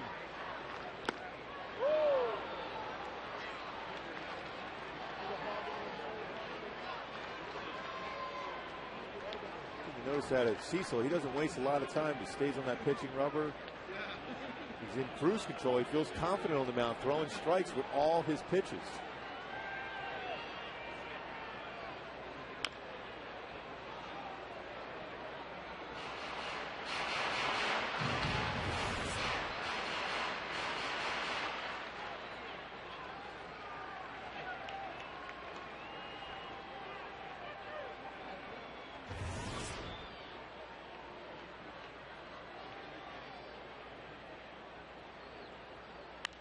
That one's ripped down the right field line, but foul. Just down in front of it was Bobby. A mistake made by Brett Cecil there in the inner half of the breaking pitch. Bobby pulling out in front. He's looking for something on the inner half of the plate.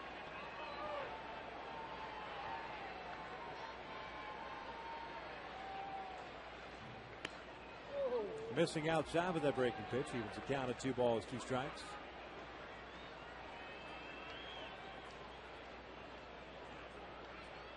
Irvin Santana, Ricky Romero tomorrow night. Brendan Morrow, Yoel Pinheiro on Wednesday afternoon at 4 o'clock start. As that one catches the outside corner, Abreu goes down looking for out number 1.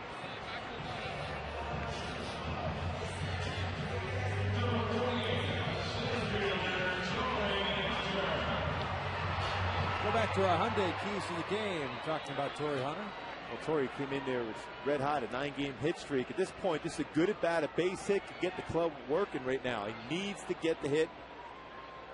Cecil in stretch position. The offense has been rolling of late. Not tonight so far.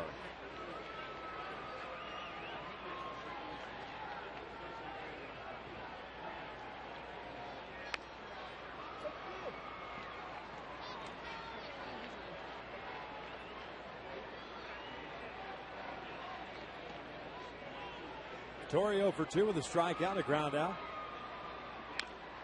Was this one foul?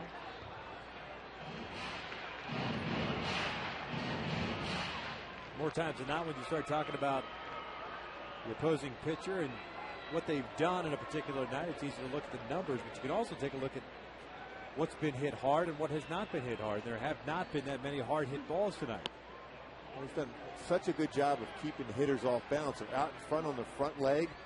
They're trying to keep their hands back. I think the reality is against him, you have to hit everything the other way.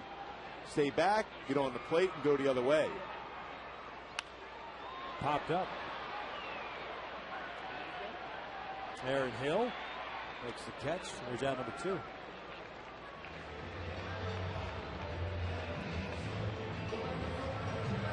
So 2 outs, nobody on now for Kendry Morales.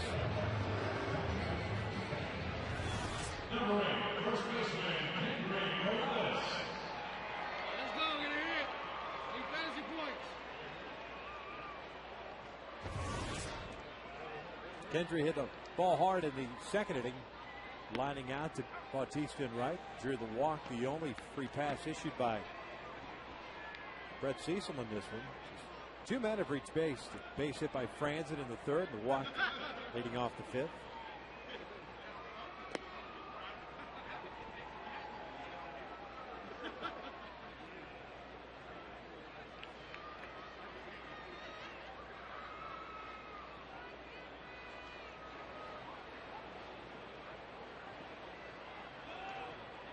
The 1-1.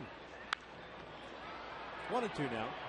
It just feels like he's been ahead of the count throughout this whole game, but he's only thrown 14 of the 23 batters faced first hit strikes. But his ability to spot the fastball, flip that slow curveball. He's only thrown 90 pitches so far. 56 have been strikes.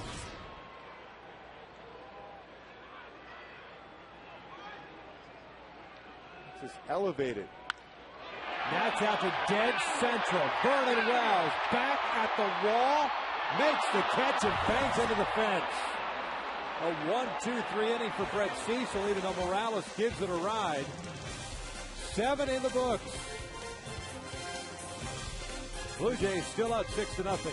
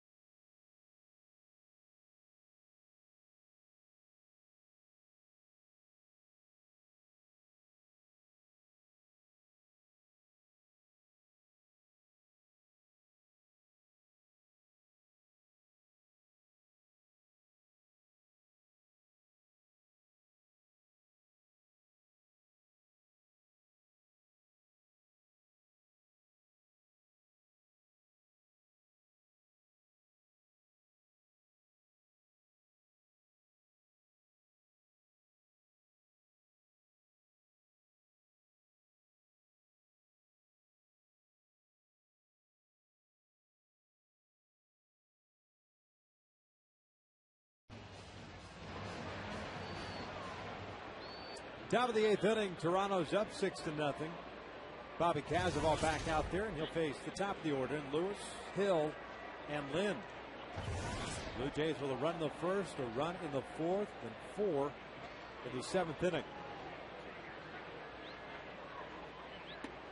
Lewis had a triple to lead this ball game off. Came around to score on the sac fly by Lynn. He's reached on a fielder's choice, struck out, and fly to right. So 1 for 4 night so far.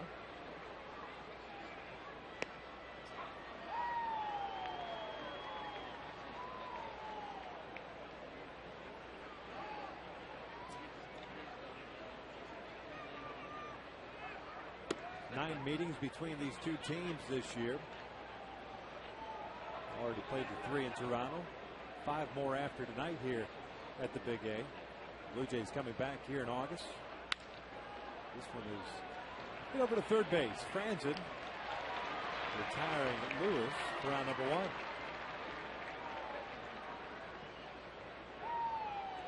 1. Brings up Aaron Hill.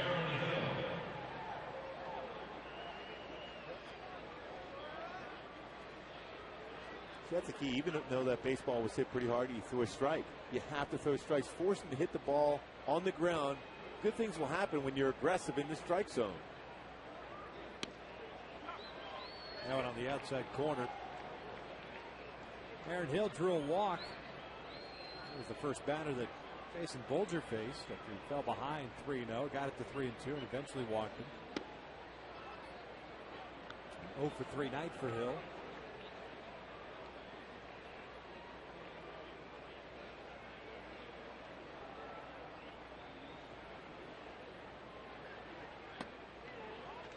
It's 2 balls and a strike.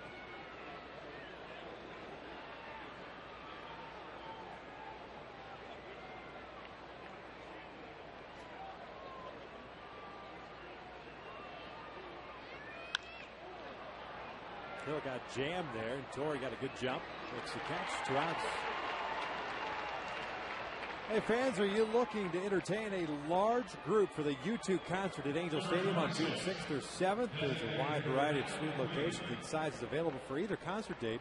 For more information or to reserve your U2 suite, call 714-940-2094 today.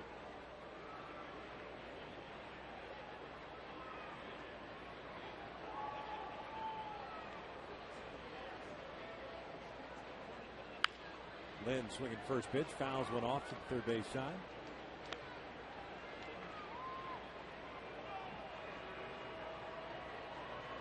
Lynn's 2 for 3 with a single and a double. Also driven home a run and scored.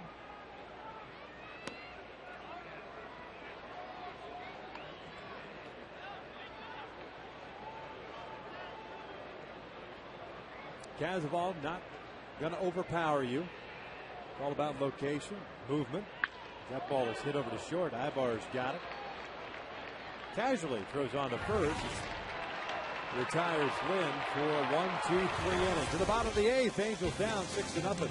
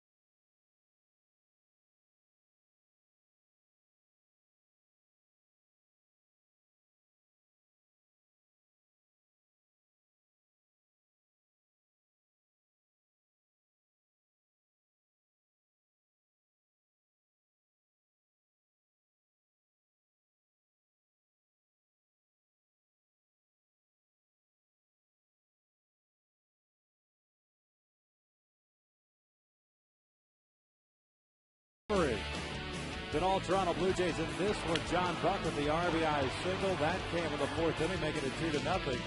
Then Vernon Wells with an RBI single in the 7th inning, giving Brett Cecil all the ammunition he needed. He has been extremely good, racking up 3 strikeouts, walking 1, having allowed just 1 base hit and 2 total base runners. When you talk about commanding your secondary pitches, he's been able to do that from the very first pitch of the ball game.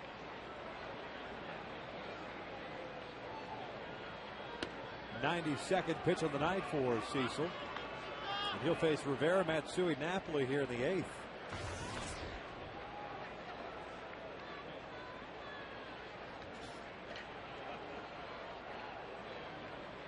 The curveball is in there. It's 1 ball, 1 strike.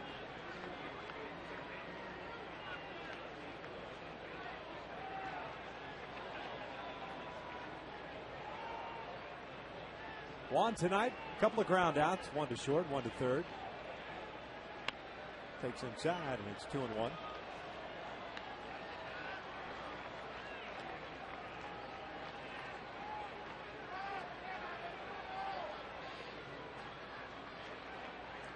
Longest Cecil has gone into a game in his career.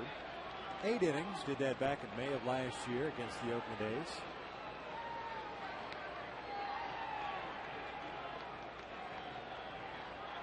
Also did it earlier this year against the White Sox. This one over to Aaron Hill, and there's out number 1. Part of that barrel ending up near third base. Another pitch located well. Get those kind of broken bats when you can throw your curveball, your changeup, and all of a sudden an 89-mile-an-hour fastball can do that to you.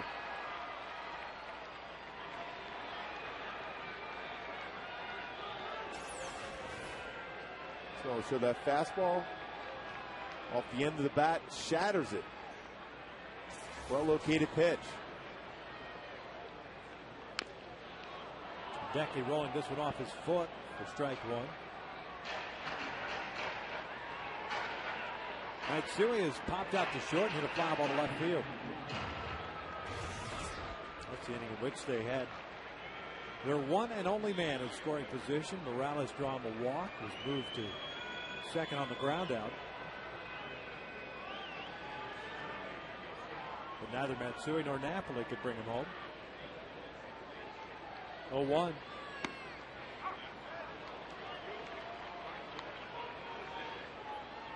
No wasted energy, too. Cecil getting right on the mound. Doesn't waste any time walking around the dirt. Stays on the pitching rubber. Flips in that off-speed pitch.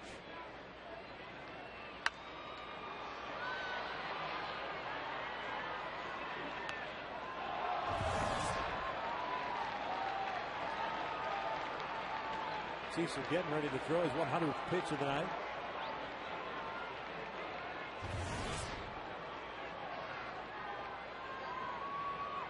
And yet another reach ball out of right field.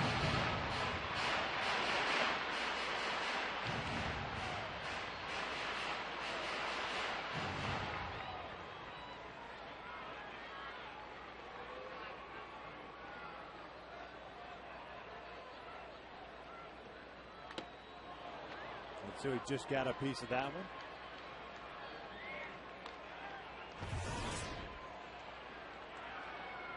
The good old century mark for Brett Cecil. 63 strikes.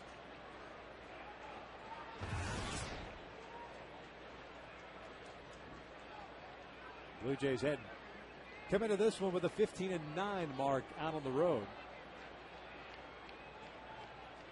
Just a 500 team at the Rogers Center. Matsui lifts this one foul.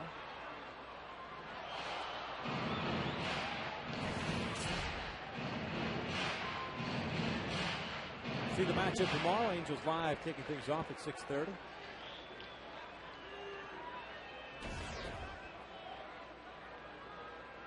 And after that game on Wednesday against the Blue Jays, the Angels had the off day on Thursday before the Mariners roll in for the first of three on Fridays. Matsui rips one into right center field. There's a base hit.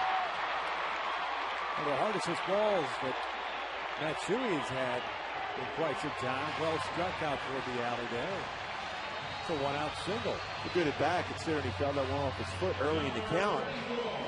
And also tough pitches. See that expression he had. He felt good about that one. I just want to show that another breaking pitch. This time on the inner half. That was a good swing. Good balance for Matsui there. This is the first time he didn't open up quickly and his head stayed still. Maybe gets him going. There's Napoli 0 for 2.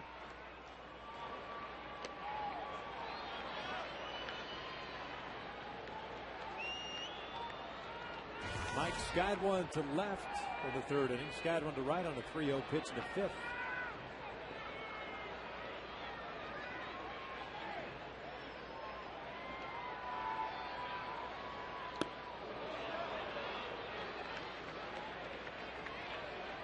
A lot of circle changes from Brett Cecil on this one.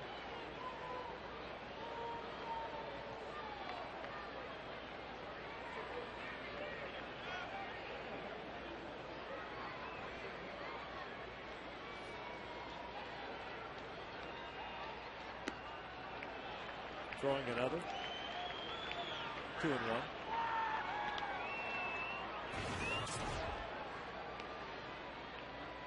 He's a Laker fan. Shirt on. Good call. 8:45. Mañana. 3 balls and a strike.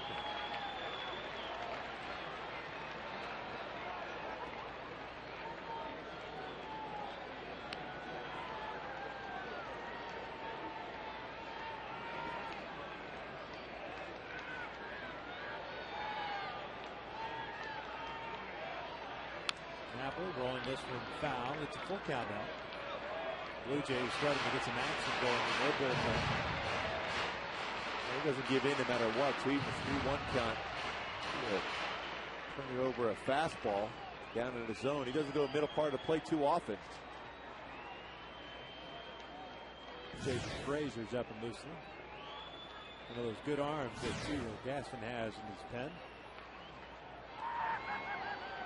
3-2. Jammed it. Still pretty good life on his fastball. That might have been his best one of the night. 92 miles an hour.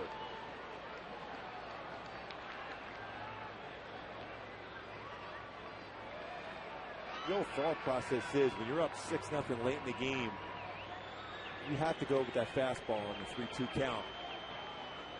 Good there twice in a row.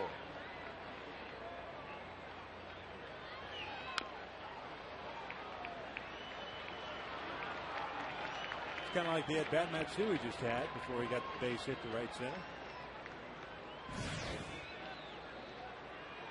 Kevin Franzen on deck.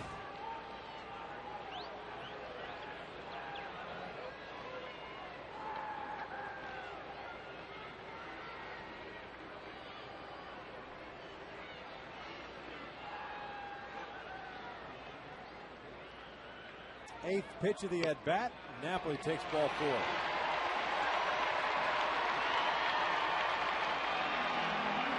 So 2 on and 1 out for Kevin Franzen.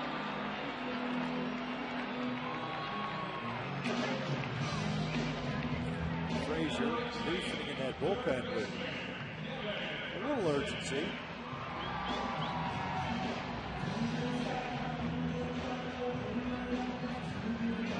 Coming out, so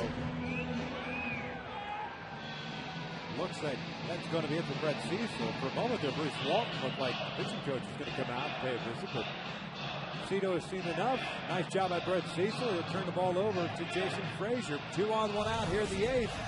Halos down 6-0.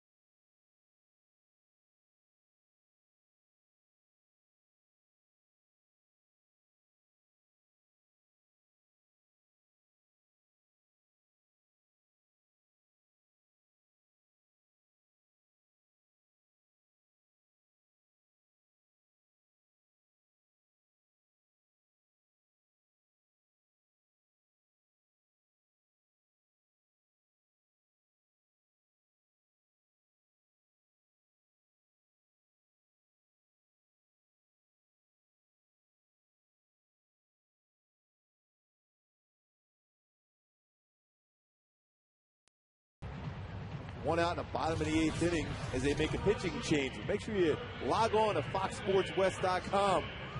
See me break down what's going on in the slow and steady progress on that last road trip. Jose motivated, as you can send your questions to Jose, and of course the Lakers zoned in as they prepare for Game 4 against the Phoenix Sun in Phoenix.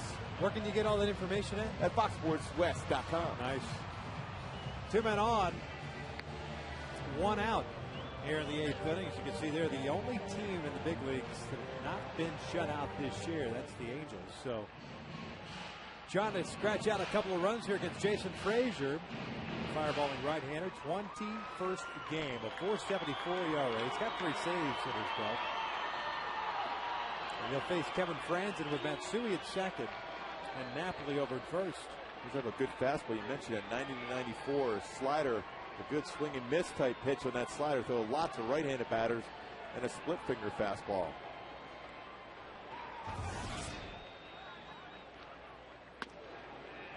Goes with the first pitch breaking ball, and that misses for ball 1.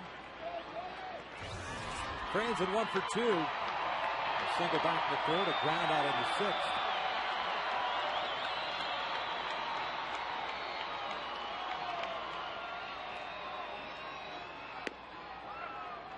That'll even the count. Frazier's been a lot better of late. Led only one earned run over his last 10 and a third.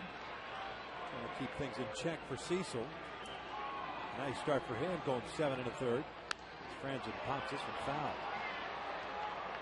Most times when Frazier's ahead of the count, he will try to throw a slider here. I think it's a right-handed hitter. Very good one if he stays on top of that pitch.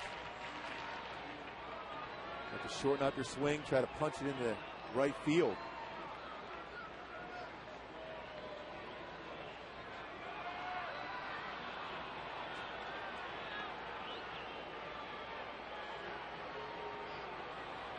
Time is called.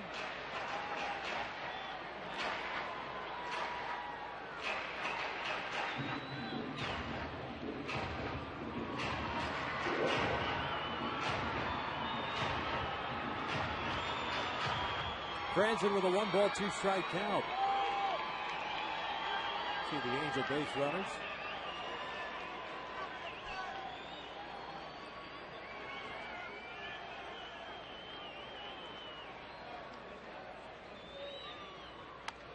That's a foul ball. Kevin Franzen ducked everything except he forgot to bring the bat down with him. And if that ball goes into fair territory, it's a fair ball. The backup slider. We can get a smile if it went foul there, luckily. Of course, that stayed fair.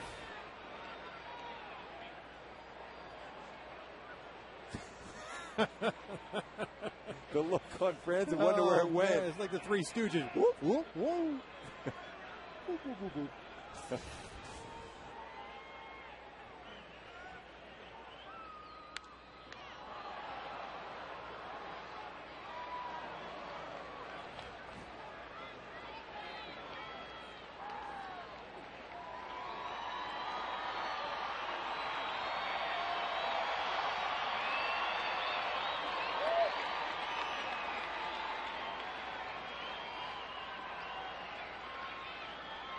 Another 1-2. In tight.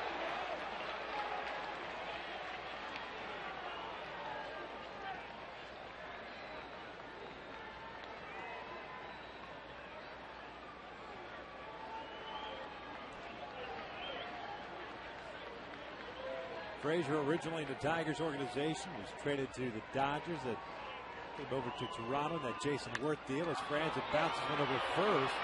It's only play for Overbase to first base. Frazier's covering, and there's out number 2. Siri moves to third base. Napoli to second now. It's a smart play by Overbay. You throw that baseball, then all of a sudden hits the runner in the back. All of a sudden you're inviting a big inning. You look to get outs late in the ball game in the 8th inning. Thought about it. Knew it was going to be a difficult throw because this is off the end of the bat.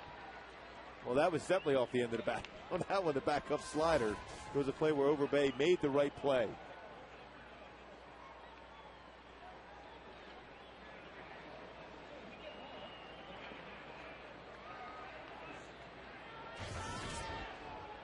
Here's Eric Ibar, 0 for 3. Takes a fastball for strike 1. Eric with 5 runs batted in this year.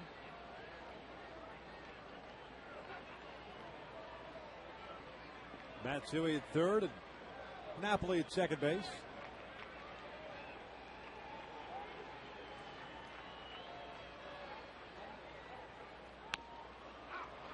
Ibar takes strike 2.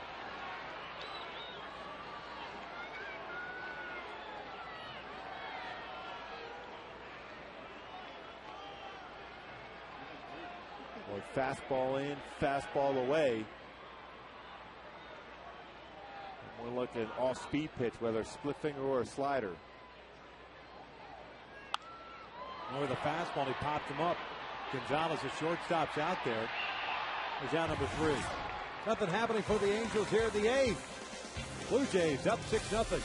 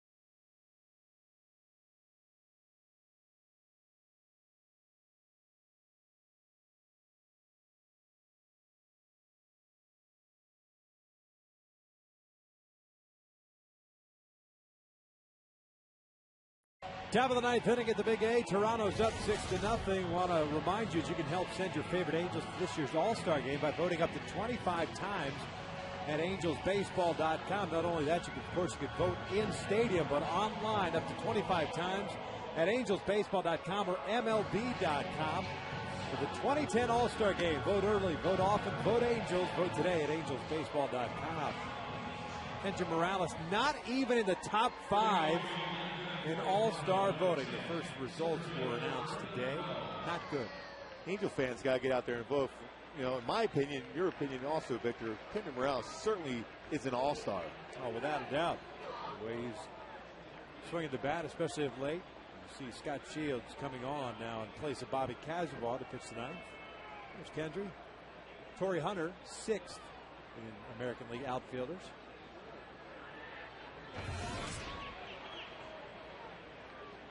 Wells, Overbay, Gonzalez, Torrey. Catches this one for out number 1. Let's see how Scott Shields adjusts, pitching back-to-back. He's always been so good as far as the more he pitches, the more consistent he is in the strike zone. That first thing he threw yesterday was excellent. Then came right back out and struggled with the zone a bit, but he's getting close to being the dominant guy he was and has been in the past. So important for Mike Scioscia.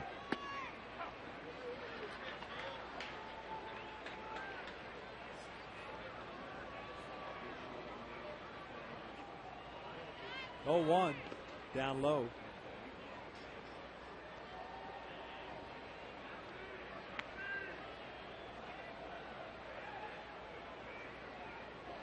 It's always good to do around 10 o'clock at night.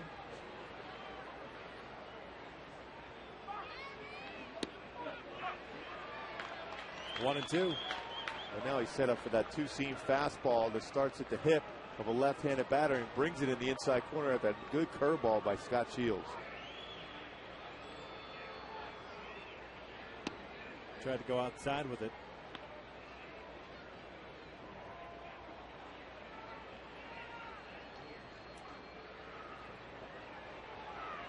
Two-two. Fastball got him looking. 2 up and 2 down for Shields. Here comes Alex Gonzalez. Perfect spot after those slow curveballs that come in with that fastball. Good movement.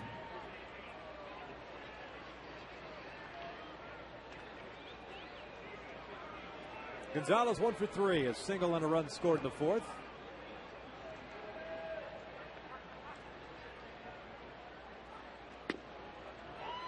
Looking ahead to the Angels' 9th inning, it'll be the heart of the order, 2, 3, and 4.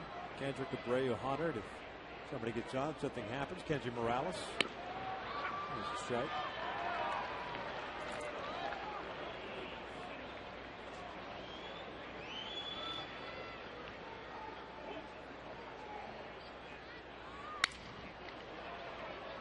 Gonzalez shattering his bat. It's a 1-2-3 inning for Scott Shields. The head of the ninth. Baylor's down by 6.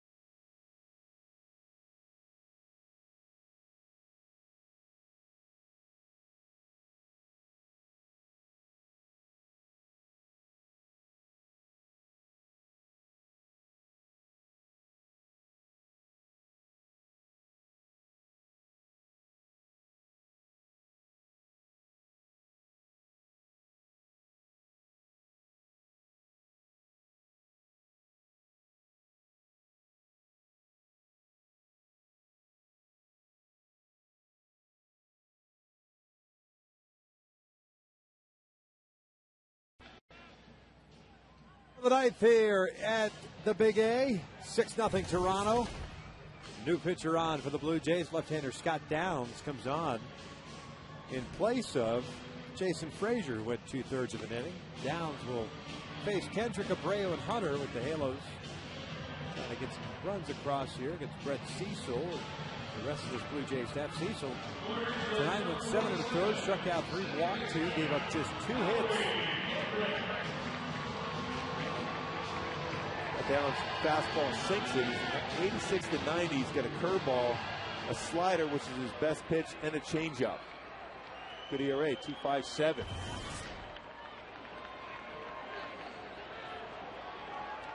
Howie tonight 0 for 3. Ground down, a couple fly balls to right.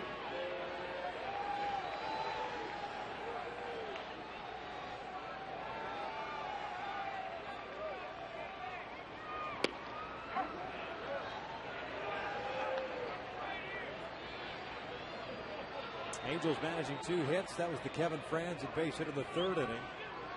Matsui base hit in the 8th.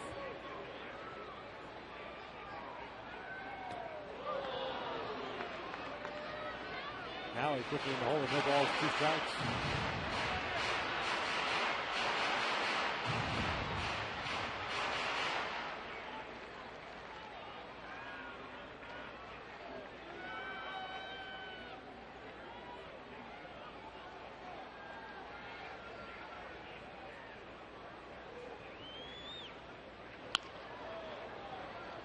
Tomorrow night, Ricky Romero, so another left-hander for the Angels. They saw a healthy dose of lefties this past week in Texas and Chicago. They had 3 straight. Originally, Burley was supposed to go in that 4th game. Jake Peavy ended up pitching instead for Chicago.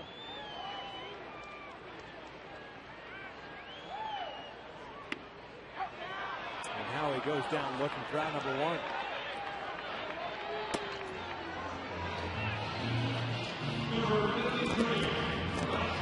Lost tonight with the Angels to 5 back of the idle Rangers in the West.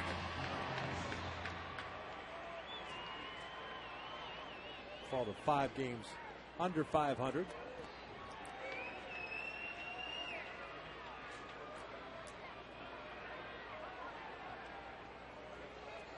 Abreu steps up 0 for 3 with a couple of strikeouts.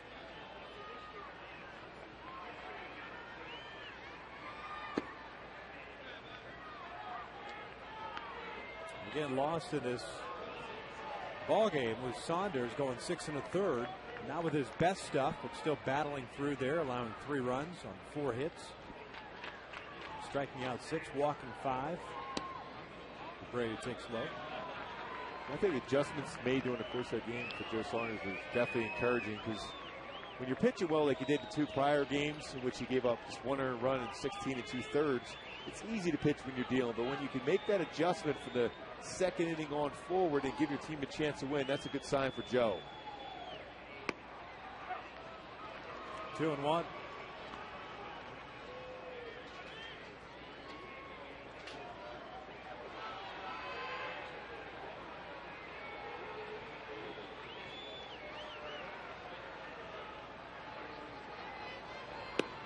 Bobby takes the breaking ball, and it's 2 balls, 2 strikes.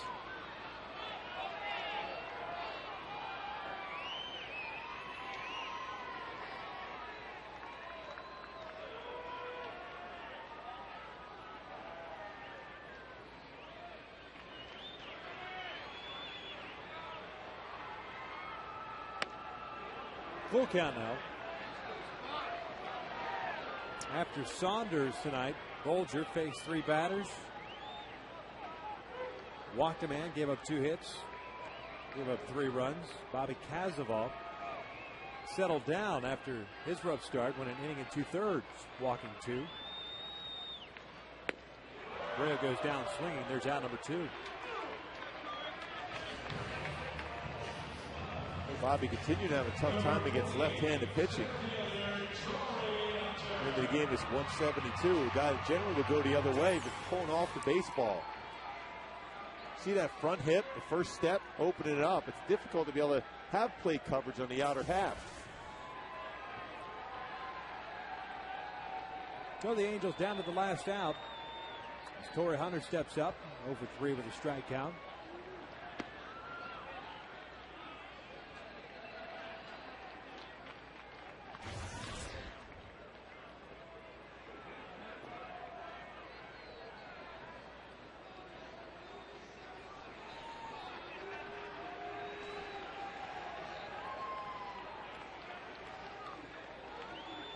Here comes the 1-0.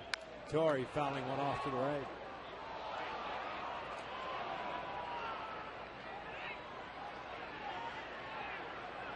That foul ball hitting into the two-person fan club with Mark Gubicza at club level seats.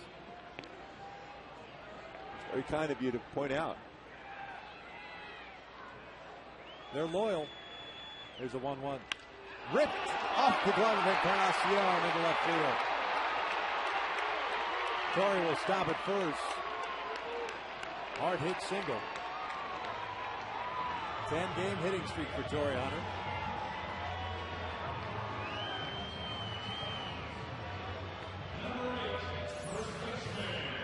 That's where I showed that fastball got underneath you. We talked about at times when a left-handed pitcher cuts across. The ball went right in the inner half. Spot that Torrey has is eating the pitchers up alive on that inside part of the plate. Kendry's 0 for 2 with a walk.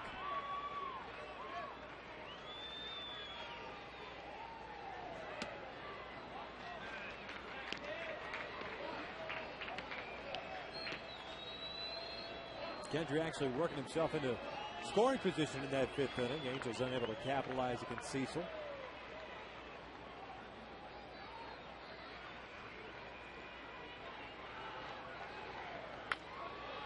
A slow roller up the third base line. Encarnacion off balance, retired Morales. And the Blue Jays strike first. They take game 1 by the final of 6-0. A terrific pitching performance by Brett Cecil in this one. Working into the 8th inning, giving up just 2 hits. Toronto picks up their 27th win of the year as the Angels get shut out for the first time this year by the final of 6-0. Stick around for a complete wrap-up of today's game with Bill McDonald and Jose Mota. Angels Live is coming up next.